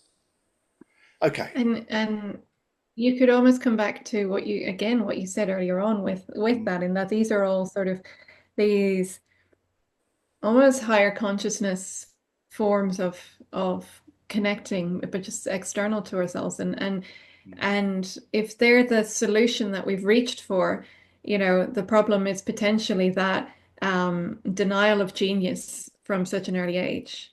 And so we sense that thing that is within us, that is unknown, and feels unknowable, and we're craving it, and so and we're evolving as well, and so we need ever more, you know, expanded versions of that energy to reach for. Does that, if Yeah. that makes any sense? It makes No, it sense in makes my mind. I absolute don't sense because know I if it think made sense in when words. you're talking about divinity in a lot of ways, we've got the yearning for the divine in ourselves, and there's some beautiful saying I heard about that, but for the life of me, it escapes me right now. But divinity is something that's outside ourselves and that's inside ourselves at the same time, and it's like lightning. You've got positive energy concentrated in the clouds, I think it is, and negative energy concentrated in the earth. And then when there's enough of it, they arc and they meet in the middle. And I think addiction for a lot of people is that arc. It's that point that connects those two, that internal yearning for something, and that sense of that external that's out there for them. You know what I mean? And people who are not connecting with the real physical world that they're in right now are particularly susceptible to it. You know, Mm. so I think you're absolutely right in that. But I think again too, looking at this, going right back to Kurt Richter for those rats, the big game changer for them was when some greater external force came along that they did not expect and lifted them out of that water, and they became aware of this force. And I think some people are born with this innate sense of it, and they can feel it, and it's overwhelming. And in some, it even expresses as all those forms of divine madness that Plato was talking about, and others don't understand. It even terrifies them. And I think whatever, everyone's got their own preferred delivery system of how to bridge the gap between what they feel inside and what they sense out there in the universe, you know. And Mm. addiction's one of the most commonly used forms of bridging that gap, you know, or at least numbing ourselves to the deafening noise and urgency, sense of urgency that comes with that, you know, distracting us from it.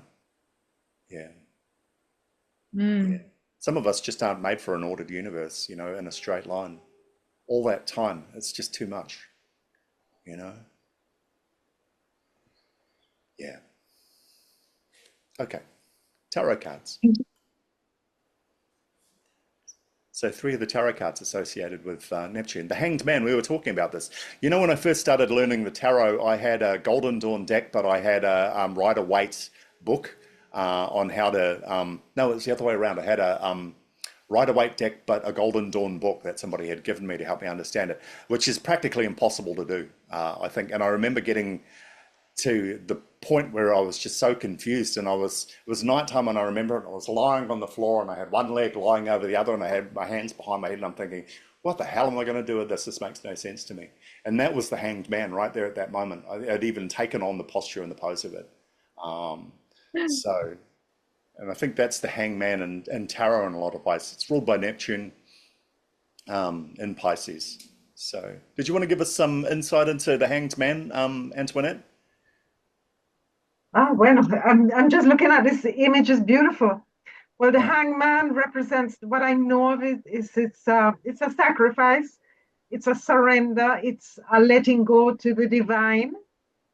Yeah. So there is a voluntary acceptance that we don't have the control over everything. So the previous card for me is the strength card, where we try to control things, and then in the hangman we have to let go of control, Yeah. because God is in charge. There's Yeah. a higher power. And what I like about the hangman is that he's just, in order to see things from a different perspective, he changes his whole gravitational pose. It's um so it's like the water or the liquid is going to his head, Yeah. and if he stays that way too long, he's going to go rushing off to the death card. Yeah. So so it's like letting your emotions just let your emotions take over. But definitely there's an element of connecting to the divine, because it reminds me of the story of Odin and the runes, Yeah. how he hung from the looking for wisdom, and then when he spent, I don't know how long it was, and then he touched the water and out came the runes. Yeah. So yes, it's like drowning back into the universe. It's for me, it's a very mystic card. I love this image. I've never seen anything like this before. Oh, cool. Gorgeous, gorgeous. But yeah, that's what the hangman is for me. So it's a release point. It's Yeah. like the day before the big thing that's happening. It's like a preparation for what is to come. That's how I see the hangman. So it's very, very important to me. But my interpretation is kind of personal. I don't know if, but when you get to that I'm stage following you. after certain, Yeah. I forget so much books I've read or Yeah. so many times, and then you come into your own understanding. But Mm. it's definitely everything is upside down, Yeah. you know. And it's funny that it's like that because it looks like the Neptune glyph. Yeah. Oh, yeah. He's it's also the Yeah. bliss that comes with drowning as well. They say it's a blissful death. Um, once the Really, surrender happens, the body accepts it. You talk about the baby and the amniotic fluid, when you before we're born and things like that. Perhaps physiologically and psychologically, it's a return to that state in a lot of ways. I sort of feel a connection to, and this starts to lead to the Plutonian, expression of Pisces as well, of Dakshina Kali, and the Hinduism, the Dakshina Kali with swords and the severed head in her hand. And the severed head represents the death of the ego, which is the most necessary yes, step in enlightenment. The ego must die. When I look at some of the earlier cards, like the magician and stuff, you see someone who's in love with power, but doesn't understand where that power comes from, and they don't care in some degrees because that power's there and they're happy to use it. That lower consciousness is just happy to have that connection to power. But I think the further you explore it and the deeper you go, you start to realize that your conscious mind isn't the source of that power, and you don't wield that power flows through you. In order to really yes, understand and fully connect with that power, you need to let the ego go and let that power fill you. And that's it, well, and that will feel like drowning, because it won't happen yes. quickly. It requires release and surrender in order to do that.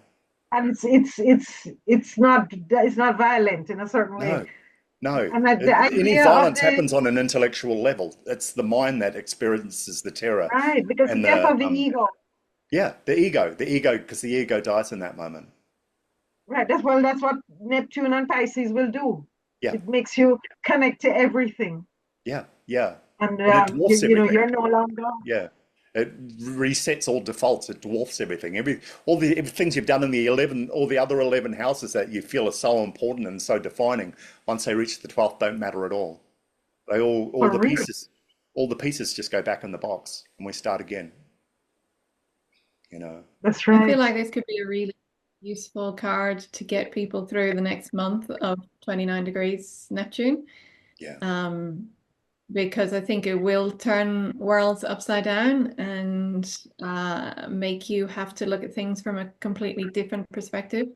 yeah, But the piece that comes with this card, the surrender, the beauty of it, I think could be quite comforting yeah, during that Yeah, time. because the changes are coming anyway. We need to adapt. We need to be mutable. We need to be flexible. we need to flow with the water. So it's a way of saying this, we have to do this. We're transitioning. I don't know what to expect when Neptune goes into Aries, ruled by Mars. That's going to be kind of, Yeah. I don't know. I can't Yeah. even imagine what that would be. Yeah. We talked Yeah. about this at the But transit also, talk too last year because at the end of the day, I think we're going to be flooded with so much and challenged by so much. At the end of the day, all we can really do is ask ourselves what we believe, who we are, what we value. Stop getting triggered by what we're seeing and what we're hearing and what we're experiencing and things like that, and just go inside and look at ourselves and ask ourselves, who are we? What are Well, we about? And what matters to us? And that's surrender. I, and I think, go on. no, I was saying at the same time that Neptune is going to Aries, Uranus later on is going into Gemini. So the both switches, like our Yeah, minds are going to wake up, yeah, and Yes. Neptune is going to be on dry land. But more than land, Yeah. he's going to be a fiery ball. So, yeah, Yeah. it's like, oh And my God, because right? And Pluto is already because in Aquarius. currently there's nothing to ground into yeah, because it's Neptune in Pisces. So you've nowhere to go but within. yeah, For And that's, sure. and maybe you're going within to discover that genius that was has been restricted within you for so long, to find the wild and untamed aspects of your being so that when the fireball comes, you're ready Oh, and you're aligned with it, right? love that. I love that. And then, yeah, and then we get to start over. yeah. That's amazing. Mm. Even Amazing. stillness, just to experience what stillness feels like, you know. Yeah. Meditate, right? Meditation. Because I once think you And you when know you what? feel stillness, it changes you, and you go out into the world, and it's something you want to protect. It's a consciousness, a state of consciousness that you want to hold on to and maintain connection to, you know. Mhm. And that stillness Um, is essentially void, you know. Yeah, what that picture also reminds me of is I was reading a book about Alexander technique this week, and it talks about how when you watch the movement of a child up to about the age of 4 or 5, that they're so innately in their body, like they've got such free movement, their muscles and their skeleton and everything is working it's fluid. Yeah, without thought process. And then again, there's that school bit that comes in where they're put into a seat in school and told to sit for a certain amount of time, and their body doesn't want to do that. Their body wants to move.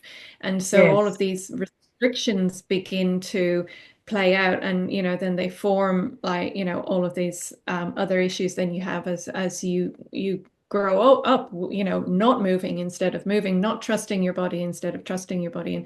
mm, And that man just floating there, completely in, his muscles are loose and free, and he's back in that state of being, of that natural innate being in his body, yeah, um, which is a really good place then to restart from when yeah, we move into it.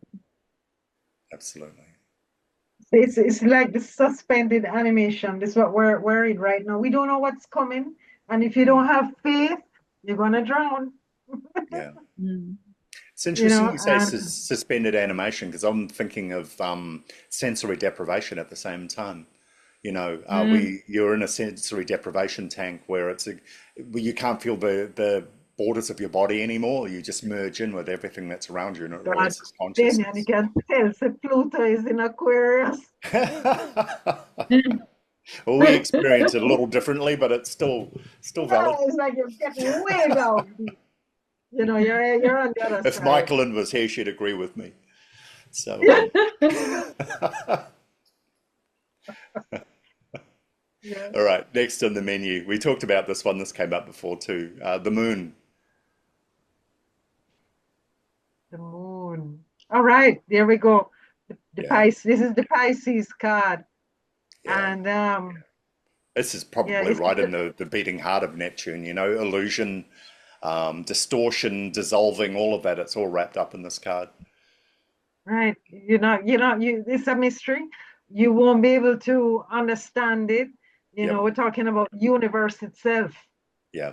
and Instincts, and tapping right into the most primal instincts.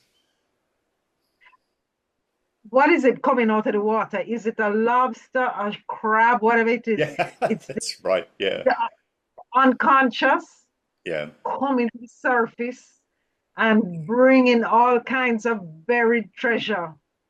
Yeah. It's like Atlantis. It looks like Atlantis. We have to find out if that place really exists now. Yeah. Yeah. So that's wrapped up in the moon. Um, Mhm.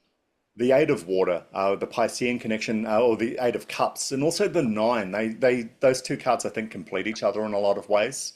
The Eight Yes, has a lot to do with disappointment, and yes, disillusionment, and things like that. But the nine cards is more of a culmination of all of that. The a goal realized and things like that too. So I think those two together sort of complete a journey. But there's a lot wrapped up in this card too. I think with the person when they experience disappointment, they just kind of slink off into the night, under the moon, as they deal with their own disappointment and look for that next sort of fulfilling thing or that next experience that's going to carry them forward too. I love this eight of water because it's like it's the hermit that's going into the moon Yeah, because generally it's an eclipse. So here he's actually contemplating the moon yeah, card and he's walking into the moon. So I yeah, see it like a dark night of the soul, yeah, because the moon and the eclipse is like let's see if everything that you've learned is real because I'm going to show you a complete fantasy. And if you don't come out with fantasy, then you have to go back to the fool.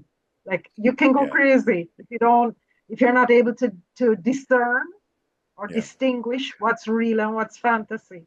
So the disappointment, yeah, he's leaving. I see him leaving behind so empty cups, like whatever he's leaving Mm, behind. He couldn't be, he didn't no fulfillment. It's like my cups are empty, I'm dry, the water is not moving, it's stagnant. yeah. So when I get to the nine of cups now, I'm not looking for anybody to fill my cup. I fill my own cups It's with interesting all you my use those champagne water. words too, the dark night of the soul, because in esoteric astrology, the eighth house rules the dweller on the threshold. It rules the dark night of the soul. Does Um, it really? it does. It does. So the dweller of the threshold's the manifestation of all the attachments from past lifetimes and all of that sort of stuff. And the eighth house is where, if you're going to approach enlightenment, is where the past is going to fight for its own survival, fight for its own identity, and things like that too. Oh my That's the God, that's dweller on the strong. threshold. So, and that can be a powerful experience. I know in the Rider-Waite deck, there's 8 cups stacked, and it looks like there should be 9, but there's one that's in the middle that's conspicuously missing.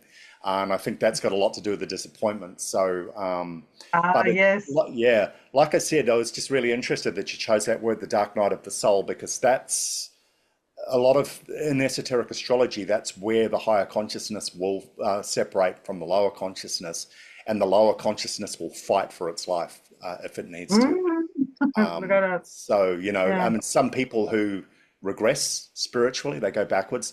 People who have got all the tools of enlightenment and things like that, but then use it for dark reasons, for selfish purposes. It's postulated that the dweller on the threshold may have won that exchange and taken control of all those Ah, right. tools. Like, yeah, That that. the more enlightened side of the person has managed to develop. So, your tyrants and your despots, your murderers, all of that sort of stuff. It might be an expression of that. Interesting. Yeah. Yeah, it's interesting, isn't it? And it's all terribly Um, Neptunian. You can only speculate. Hmm. Yeah. it's I like the reflection. sorry. Go ahead. Um, I'm just wondering if anyone else is really feeling this card as like extremely relevant in right now. Yeah. I mean, obviously we're in Neptune at the later degrees, but on a personal level, I feel like that's the experience I've been having um, in recent months is the leaving behind of all of the things that I thought were important, Yeah. that I thought formed parts of where I was heading to and what I wanted, and realizing that those attachments were more conditioned than authentic, to I guess that genius again we go back to, the essence within, and you know the way forward is not quite clear, but I'm taking the light of what I've learned forward, Yeah, um, he's following the and light. yeah, and you know, I feel like it's very related to this time that we're in with Neptune moving into the late degrees and almost at 29. Um, yeah, I was just wondering if, because this card just feels so relevant, I was just wondering if you're both having similar experiences, if this card feels really relevant to you as well at the moment. Yeah, in a lot of ways, a lot of ways, a lot of private ways, and professionally as well. Yeah, it really is resonating right now, and it's had a lot, Mm. everything to do with why I've had trouble sleeping. Yeah. So, yeah, Yeah, yeah, I just and feel again, like too, it's everything probably is the hangman. It's the conscious mind that's just struggling to rallying against these bigger lessons that are just wanting to swallow it all up. You know, my mind just fighting it, fighting it.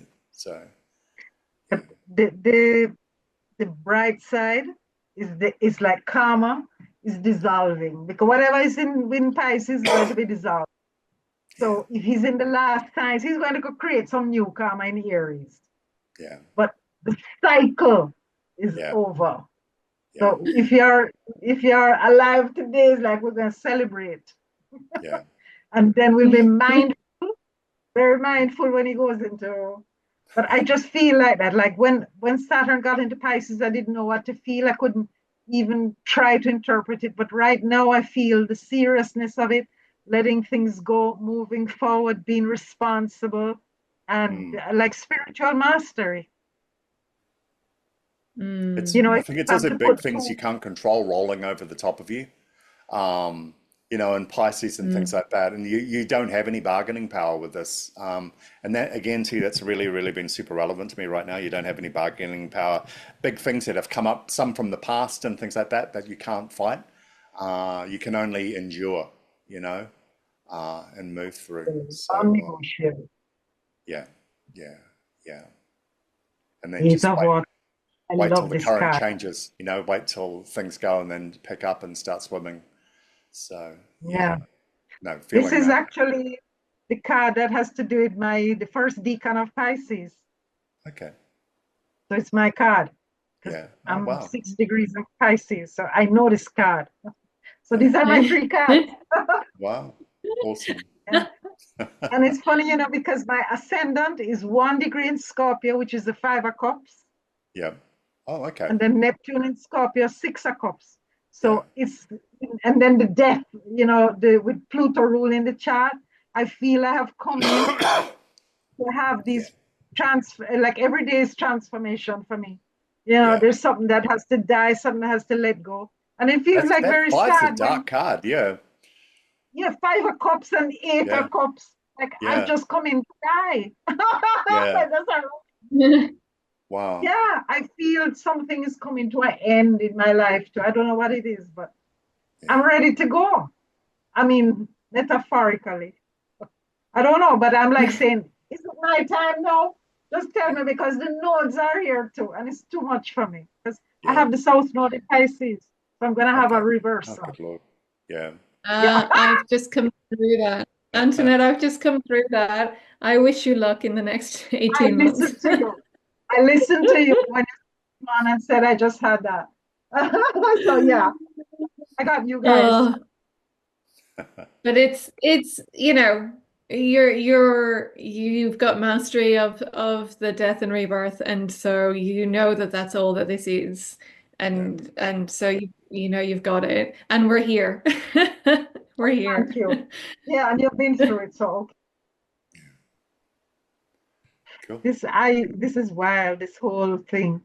And it's just the three of us tonight. Yeah. Yeah. It's just the right blend, right And, mix, I think. Yeah. and Neptune. Yeah. Yeah. All right. It's funny because somebody said to me once, Pisces is like taking the sun and trying to dunk it underwater. Yeah. like a ball, like a fireball. That's what Pisces is. You have And to it's learn to literally shine dissolving bright. too, like a big antacid while you're doing it, you know? Yes, yes. Yeah. Uh-huh. And And then fizzing, yeah, fizzing like a big what do you call it? right. Because Yeah. you want to shine like a Yep. Leo, like the sun. But Yeah. Pisces is this, come, let me dissolve you, hon. Yeah. You're like in the glass with goodbye. Yeah. Goodbye, sun. So those poor little rats. Maybe the rats were Pisces. I don't know. I- Yeah. What's this? We're looking at Neptune in a sign now, and I thought probably the best art for Neptune at all is probably Escher. The stairwells that just blend into each other, the infinite sort of Um, drawings and stuff like that. This is MC Escher's work in the background. So Neptune in a sign, some ways that Neptune expresses when it's in a particular star sign on the chart. It blurs boundaries and identities, and I don't think there's anything we've said tonight that's contradictory to that at all. In fact, we were just talking about its dissolving effect on the sun when the sun goes into Pisces. So mhm. that's every planet expresses a certain way, and when it's in a sign, it has a particular impact on it. So Neptune's is it tends to blur boundaries and identity, and that identity is a really interesting one too, because especially people who believe themselves to be a certain type of person or believe themselves to be a certain way only through distress and through experience discover that they're not. I think that is a very, very strong connection to Neptune. We've got fantasies of who we are, we've got um, our own biases of who we are or what we're about or what we're capable of, and then you see the pressure go on and these people react in the complete opposite way and things like that. And that's a Neptunian thing as well. And sometimes it can be as simple as that identity that we thought we had was never ours. It was something that was given to us by somebody else.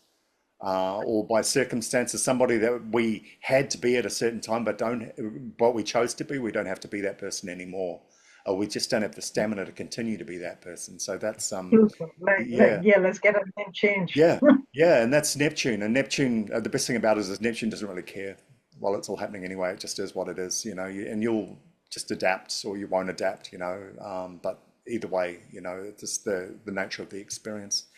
Heightened imagination and illusions. So if Neptune's in a particular sign, and it ties into that what we were just saying about identity. Our imagination and our illusions may get the better of us. When we create these ideas or these personas in our heads of who we are or what we're about and things like that, and they don't tend to fit us at all.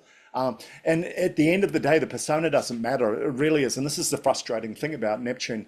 The persona itself doesn't matter. The persona is a result. It's like when we were talking about addiction. Addiction's a problem-solving thing, is the solution. And the persona in these scenarios is the solution. We've got to go look at the why. Why did we make that? Why did we believe what we believed? And why was that fantasy so appealing, so powerful, or so necessary that we held on to it? And that's the detective work that comes with Neptune, and it's exhausting work for a lot of people. You can chase that for a lifetime, and even when you think you're right, you might not be. But that you got to chase the chase is the important part. It's the pursuit, not the arrest. I think in these things. Spiritual awakening. So where you find Neptune on the chart, and this is the thing that goes right back to that first thing we were talking about.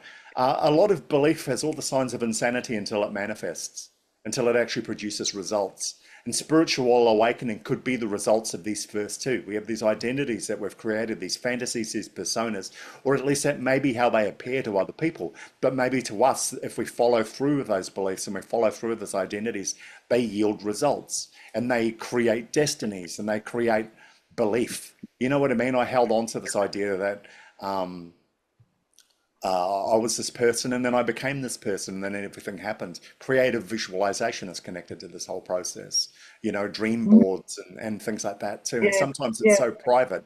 And the missing component that all the naysayers can't see is the power of your belief as you're doing it.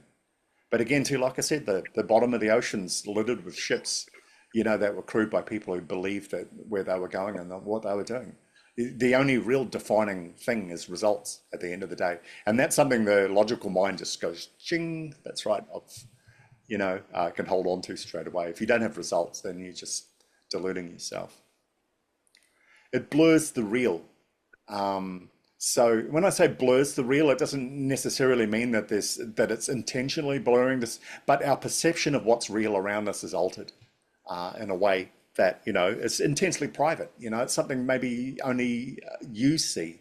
It's something the rest of the world doesn't understand. Sometimes the funny thing about that kind of illusion too is you don't even know that it's happening. You're just assuming that you're different, or you're just assuming that everybody sees the same thing. There's always the temptation to believe that everybody sees what you do, thinks what you do, or believes what you do. And that can be attached to Neptune belief as well. Sometimes it's just you, you Ask know? a question now. What's the Yeah. use of this planet here now? Sorry? Because I'm going to question Yep. the reason for having this planet in the natal chart. If it's going to confuse us and all that, what's the good things? Well, I think for me, see, this is what ties right back to the beginning. We looked at Mars and we looked at Venus, and we looked at these individual planets. We looked at one straight after the other. And at the end of the day, Mars is us being real with ourselves. You know what I mean? Being authentic. And at the end of the day, Venus is about attachment. It's about how we connect with other people and how we form relationships with others and how we alter ourselves in order to do that. You know what I mean? Or what we do to fulfill those connections to other people. And for many people, we attach to one or we attach to the other. It's rare you can find somebody who can find a magic balance between those two. Do you know what I mean? Some of us are so authentic that we end up alone and single. Some of us are so overly attached to other people that we end up terminally in bad relationships that cost us dearly and things like that at the end of the day. But they just present different realities and different journeys and different values and different beliefs. And I think Neptune is in its own way, every planet that isn't explicit on the chart is exactly that. I think they're states of consciousness. I think there's Oh, the yin and yang, you know what I mean? And the how we experience things as well. Some of us internalize, some of us struggle, some of us believe.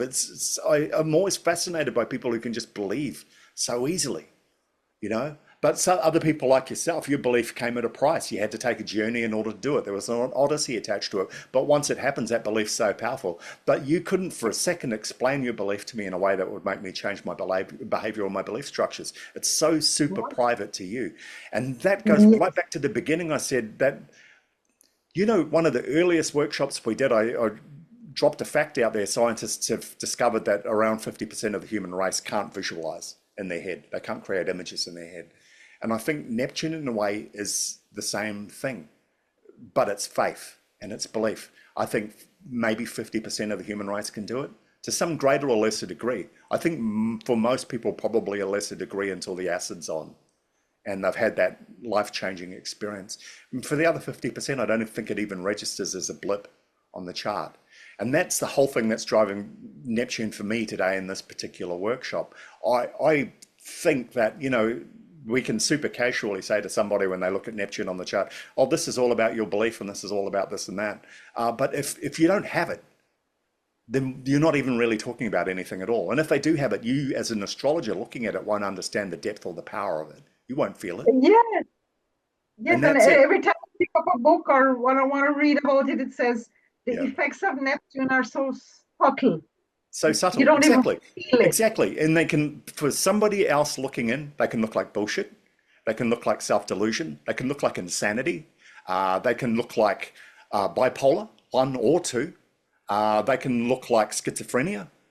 You know what I Oh, mean? They can look like all these other different things, but how the person's experiencing it themselves is a completely different thing. And it's something you can't express to somebody else. And this is why, for me, Neptune is the most difficult planet to work with. it is. By its very nature, it's not even resisting you. You can't even see it. You can only ever, for me as an Aquarius, I can only ever speculate about it. For me, this is Vulcan, for only mathematicians thought they knew where it was. There's talk now about the possibility of another planet based on, somewhere around Neptune and Uranus, I think there's talking about it the same way that they calculated Vulcan because they could see distortions in magnetic fields and things like that too. And maybe that's the real Neptune lurking around in there somewhere. You know what I mean? So, when I'm talking about all of these things on this chart, really, and it's like when we were looking at Neptune in the modern world, really, when we went down that list, we were looking at Uranus. Those were all Uranian things. But the why that a person uses all of those things was all Neptunian. It doesn't Ah, yield its results straight away. You've got to be willing to go and do the detective work. And what you find will only be relative to your own life experience, your own consciousness, your own cognitive bias, all of those things. And you know, which is of no use to a client. no, we're gonna have to ask the client to try and interpret their own Neptune. Like, what Yeah, is it? yeah, Where's that blur? There's a blur yeah, between real absolutely. and the not. Yeah. Yeah. How did you experience this? Has anything happened in your life around this? What are your beliefs surrounding this? And you're just describing like those scientists like Herschel when he first started looking for Vulcan, because they could see, you know, or Stephen Hawking when he's talking about a black hole. You can see a black hole by what's happening around it. You can't see the hole at all. You know what I Ah, mean? So you yeah. look for that gravity well around the outside. You look at what's happening to light around it and things like that. Uh-huh. And when you're working Right. with a client, you can only Q&A that. And you can only do it to trigger something in themselves so they ask themselves bigger questions. I can't think of anything really useful you can give a client to working with their own Neptune other than to get them started or find out where they are or convince them they're not Yes. crazy or tell them that they are crazy. Because Neptune only really only makes sense when it produces positive results or insanity. That's the only thing other people can see. You know, does that completely avoid your question to your satisfaction? Because that's think of the best you could do in Neptune. I'm going to keep studying Neptune. Yeah. Yeah. I want to be able to give it something concrete, like how we give all the rest of the planets. Oh, look, you're way more qualified for that Blurs, than me. And if the you do, blurs come back line. and tell me. You But know, then imagination. There's imagination, yeah. But then and there's here's the thing too, your imagination, even just looking here too, is either putting you on the right path or the wrong path. And at the end of the day, in the modern world, the one that we live in right now, the only way we know whether you're on the right path or the wrong path is if it produces money, or if it makes you happy, or if it, you know, creates tangible results that everybody else can see, and everybody looks and says, he wasn't a lunatic. He knew then what he can was go to doing the whole time, you know. And that's normally when people say, "Oh, I believed he knew what he was doing." Yeah, I was behind him every step everybody of the way, wants you to, know. right? Is it making you money? Right. Yeah. Please. Out of all the planets, I think probably Neptune's the shepherd of the black sheep, you know, the ones who don't fit in, the ones who I are, thought that was Uranus. sorry. I thought that was Uranus. Well, again, too, there's a relationship between these two planets. Yeah, there's blurred You know, lines. if you're looking at it from that point of view, the shepherd himself is the physical manifestation of Uranus, but the relationship between the shepherd and the sheep is Neptune. Why is the shepherd there? Why does the sheep stay with the shepherd?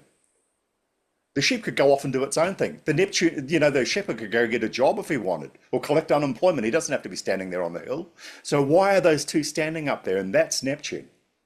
Does that even further And also, confuse the issue? Neptune has no boundaries, so he's just like leaning into Uranus's territory Yeah. because They're he's very not. close. This is the first time I've ever begun to understand the relationship that these two planets have. Have you seen a couple that you know, have known for a long time, and you don't, for the life of you, know why they stay together? Maybe one of them is unfaithful, but the other one keeps forgiving them, or there's abuse in the relationship. Or when you see them, they're always fighting or they're always unhappy, but it's been another decade and they're still together. You know, and you don't know why. The only two people who know why those two are together is those two at 2 or 3 o'clock in the morning when all the fighting stopped and all the noise is gone and there's no TV and there's no phone and it's just the two of them and they talk. Only those two right at that time know why they stay together. And they can't Yeah. describe it to you in a way that you understand. They can't describe it in a way that you can copy and emulate so you can have a stronger relationship with somebody else. No, I For can't. all, Because from of the everything that you see from the outside, you see all the signs of abuse or excess or insanity and things like that. But they're inseparable, and nothing that seems to get put in front of them will break them up. You know, how half the time you're telling them, you know, your friend, you know, you need to leave that lunatic or whatever the case may be. You know, why are you still with her? You know, and things oh like that. God. but they know, and they can't describe it to Oh, you in a they way you know. will There's a ever understand. song. Yeah. There's a And And I song think that says even nobody. Go ahead. yeah, that's the sheep and I the think shepherd even on the hill. in You a can see relation them, but you don't know why they stay even in a together. relationship that even in a relationship that works, Yeah, you still can't understand what it is that is between those two people. And in fact, they probably don't even understand it. They just it's again, yeah, it's not something that has a language. It's a sense. yeah, It's an energy that they feel and that has a hold on them, but they can't even describe it. yeah, Because it's with just the two of them. Nobody's there. It's like they say, nobody's there when you love me. yeah, Nobody can see what's between us. It's just yeah. us. And at And three in the it's morning, belief, it's so faith. They're all intangible things that nobody else can see, and it bonds them so powerfully together. That's Neptune. So, like we were talking about the black sheep at the end of the day, and the shepherd on the hill. It's not the shepherd, it's not the sheep, it's what bonds the two of them together. mhm. And Yeah, it's the energy that exists in probably every single interaction you have with another human being yeah, or nature or whatever you're interacting with. It's that unknowable energy that makes you either drawn to something or repulsed by it.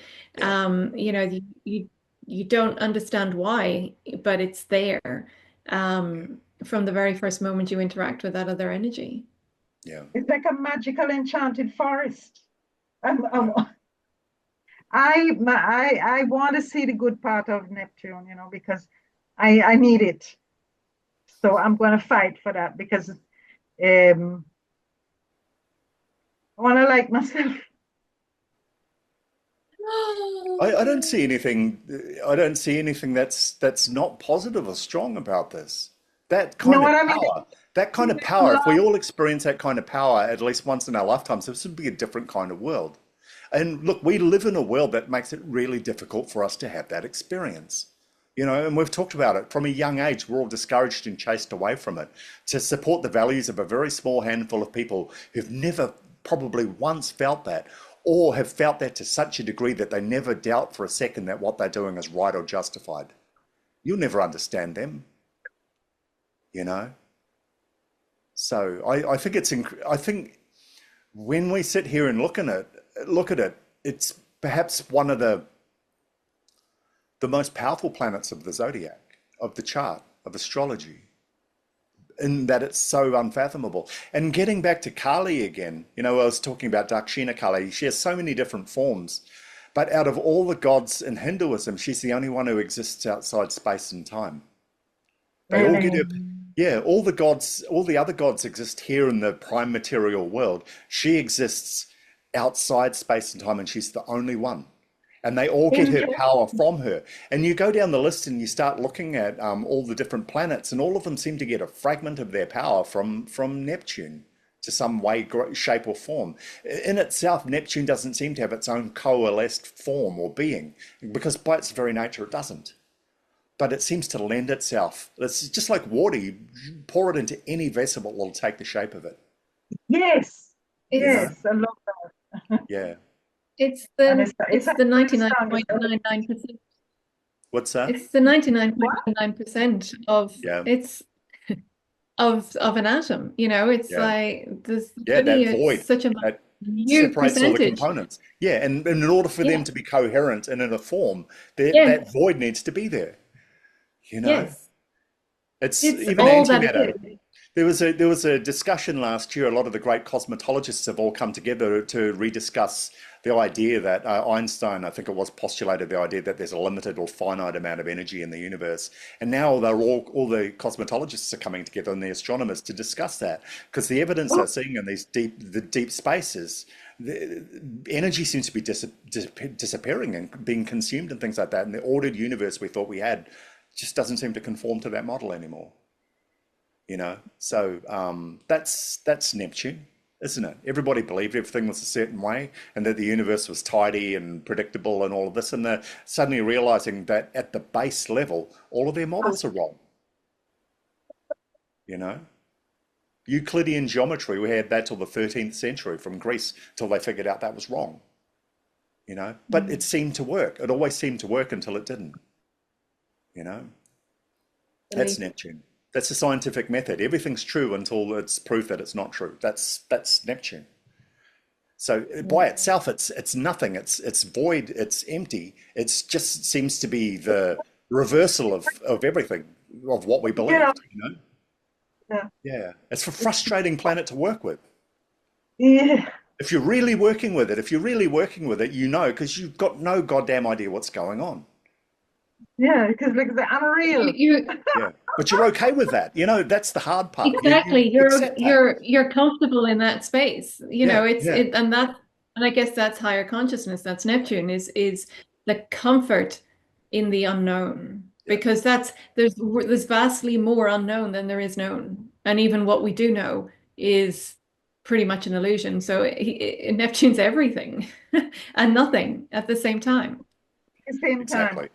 There was a really good discussion. I saw a panel where they had a priest and they had a scientist, and they were trying to, they were talking, obviously debating, and the scientist was saying there was no God, and the priest said, okay, well, here on planet Earth, how much of planet Earth do you think science knows? And the scientist said, oh, everything from the surface to all life to the atmosphere, right down to the core. How much does science understand of the Earth? And he said, oh, I don't know, maybe 50%. That's a figure I'm throwing out there. It said, okay, what about the solar system? How much of the solar system do you think we 100% completely understand and know to be fact? He said, oh, maybe 20%. And he said, what about the universe outside that? He said, well, maybe 3%. Well, he said, well, is it possible that God is somewhere hidden in that other 97% you don't know? And the scientists just couldn't answer that. Uh, Yeah. How Neptunian an answer is that? You know what I mean? Yeah. So, and the scientist could not refute that because he didn't know. He did not have no, an answer for 97% of what he didn't know. You know, there's been an assumption that we use 90%, 10% of the brain, and the other 90% does whatever God knows. But neurologists are God knows. finding that figure's much lower than we thought it was because we don't know what 100% looks like. We don't know what 100% is. But what we're yeah, finding is there don't seem to be any limits the more that we dig. It may actually be infinite. So we don't even know, maybe 1%, you know. That's Neptune. And then realizing that and being comfortable with it and then picking up your tools and then continuing from that point. That's working with Neptune. picking Yeah. up your tools. Yeah. Well, I'm a neurologist for a big, and I used to believe that we understood 10% of the brain, but now I realize that we have no idea how much percentage. But I'm still going to wake up tomorrow and still be a neurologist. What do I do with that? You know? Yeah. Isn't Yeah. that funny? Because the hanged man card Yeah. is the same as going to therapy. Yeah. And this Okay. session Yeah. has been Same like therapy position. for Yeah. all of us. Yeah. Yeah. And you're emptying the contents of your mind. But that's 3 or 4 sessions in. The first time he sat there, he probably didn't even lie back, did he? He was probably nervous. Oh, I don't belong here. Oh, my wife said I should come. He's beyond all Now that. this gets Yeah, started. now he's just So lying back and yeah, it's been a shit of a week. Kids and driving me nuts. Wife's doing this. Hate my job. the greatest You thing. know. People love to talk about themselves. So Yeah, therapy is always gonna work. yeah, you'll always This make cat money. was in bed. That's why he's crying. But even then, psychologists, how many schools of psychology have we got? And no one school has stepped out in front of all the others as the prevailing school of psychology that explains everything. All we've got are conflicting theories that somehow we expect that we just accept that all of them are right because they all are in their particular field. It's just when you stick them Yeah. all together, they start to grind against one another, you know? Yeah, and that's all Neptune, you know? Yeah. Neptune's when the sailors get on the ship and they start out and they can't see the harbor anymore. Can't even see land. That's Neptune. That's scary. Yeah, terrifying. So you need to I find a way to manage that terror and keep going. yeah. And there's only belief in that. And for the first 5 days, it'll be belief in the ship, and then it'll be belief in each other, and then it'll be belief in our mission. Then it'll be the belief that, of God and that we're doing God's work. And then it'll be the belief that if it doesn't rain soon, we're all gonna drown, we're all gonna be dead, you know? But then the belief that well, I haven't died before, so chances are I won't die now. And then the rhyme of the ancient mariner, when that mariner shot that bird down, and the wind stopped all of a sudden, they all believed it was his fault. And then they all start turning on each other. You know, and the whole journey happens, and belief is fluid, just as fluid as the ocean that they're floating on. But to really be, to do that whole journey, come back to port and then get on that ship again and do it again, something needs to have lodged itself in you. Something needs to have shifted in you to want to do it again. To say that that's my profession. I'm a mariner. Yeah. Yeah, it has to be bigger than all of those small concerns that are happening on the ship and then within eyesight. There needs to be something so big in your consciousness. Um, wouldn't it have been amazing for neurologists It and must have scientists now to been. look at that brain, see what it looked like?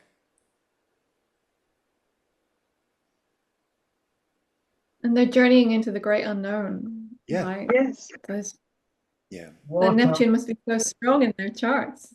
It's Must exactly. be.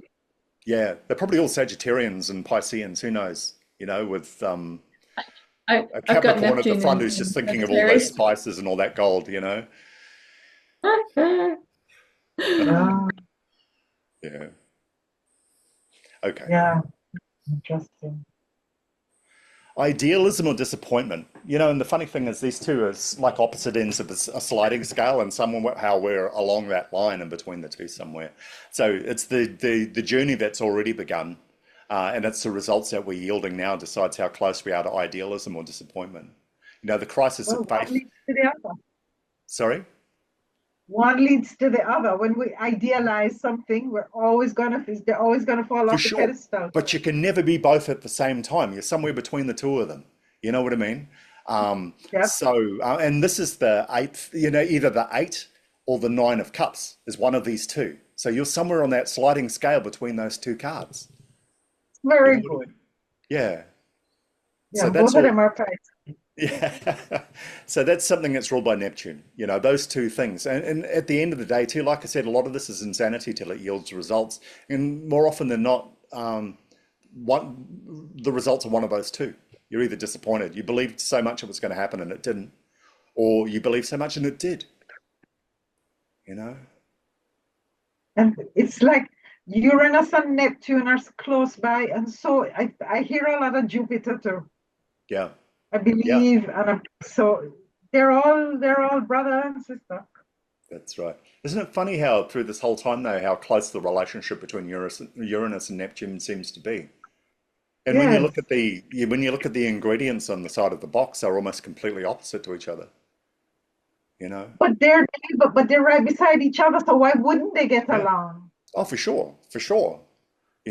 But one's actually in a normal orbit and one's in a retrograde orbit. They're even going in opposite directions to each other, you know? Your Aquarius would be the 12th house to Pisces.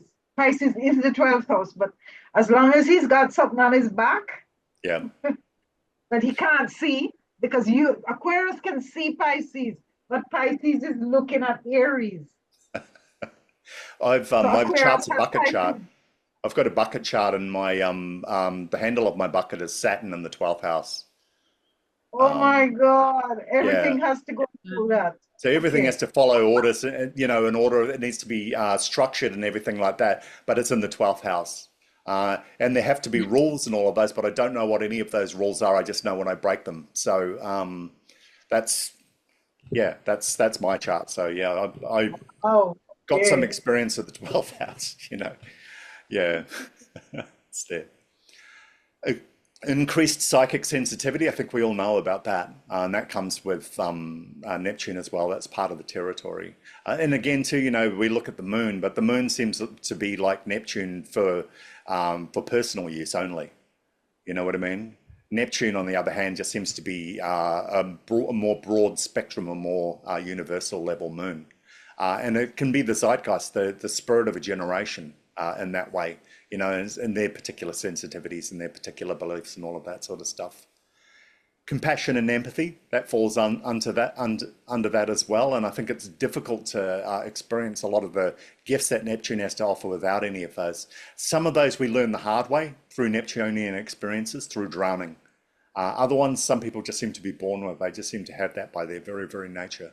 And it opens up a different universe for them to the one that others live in. And enhanced healing and mysticism. So that's, again, something that comes with Neptune. And when we look at the moon, we look at the seeds of psychic, psychic power and, all of those other things like that. But then when you use words like mysticism, it seems to take those same ingredients and apply them on a more social scale, on a larger scale, on a belief level. Whether you have those gifts or not, you accept that they're there, and we all connect to those somehow. And that seems to be the ingredients of belief and faith. You know what I mean? Yeah, Ah, yeah. Love yeah. them.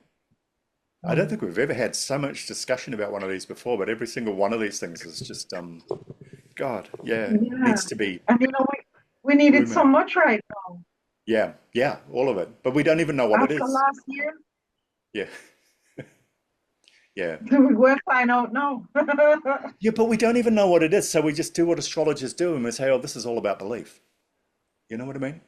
And we just put it all under that one word. But when you really start to investigate that word and get under the surface of it, it's so big. It's so big.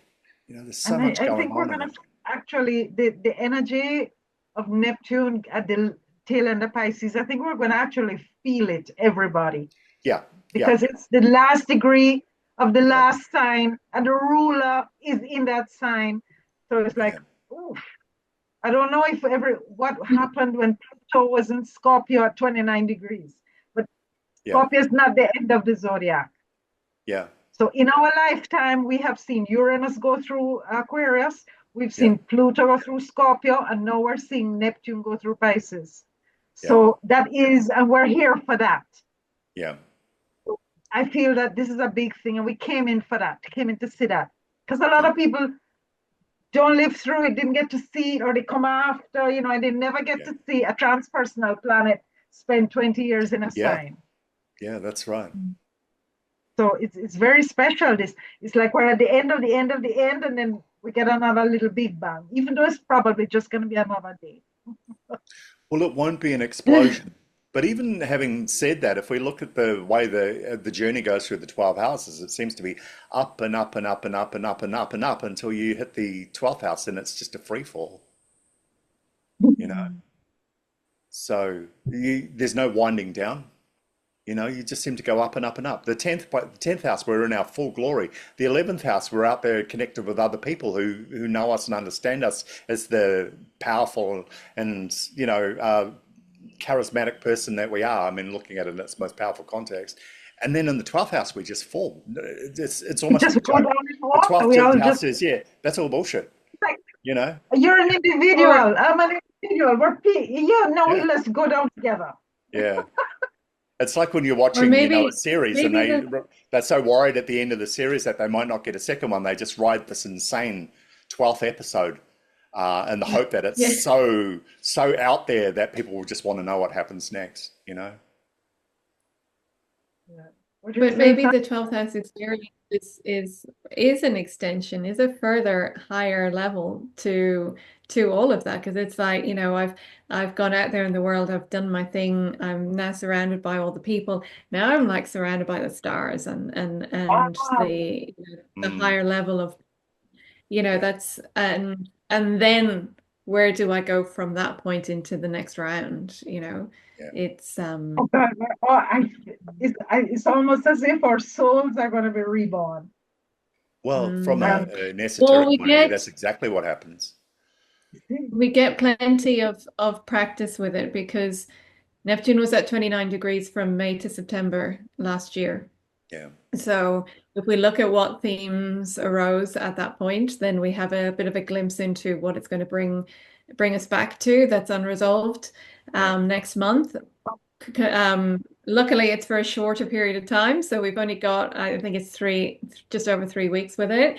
Mm, So it's a bit of a wham bam as opposed to that more extended period.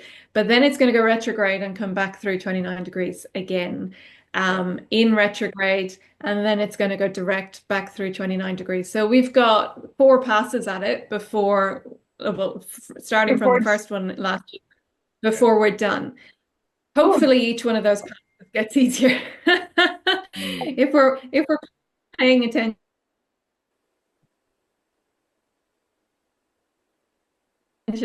Oh, Yeah, Good I bit of got lag frozen. there. Yeah. Yeah, Cool. She's she got, exploded. that sometimes that happens to me. She's You in the always 12th know. house now. Yeah, sure. Isn't that the stupid thing about the whole thing, about the 12 houses, the journey at the end of the day? It's not how famous you get. It's not how many people you know, how spiritually aware you are. It's just how much of the baggage you had in your first house that you're still dragging to the 12th house, really, at the end of it all. Are you still, you've given all these opportunities and these experiences to let go of this baggage. How much are you still holding when you get to the 12th house? You know? Yes, purpose is for letting go. Yeah, yeah, exactly, exactly. Oh, you've still got that bag. Okay, well, we're going to go another round, you Oh know? my God. Oh, that's exactly reincarnation for you, hon. You didn't Yeah, let is it that so go. dumb? And you thought it was about being famous or about being rich or about having lots of friends, about being spiritually enlightened. It's not. It's all just about how many suitcases you still have when you get to the gate, you know? And I believe also it has to do about how, what are we taking with us? The only thing we can take with us is our consciousness. Yeah, So yeah, study exactly. as much astrology as As you we sink can, into the because you're unconscious. taking that with Yeah, you. yeah.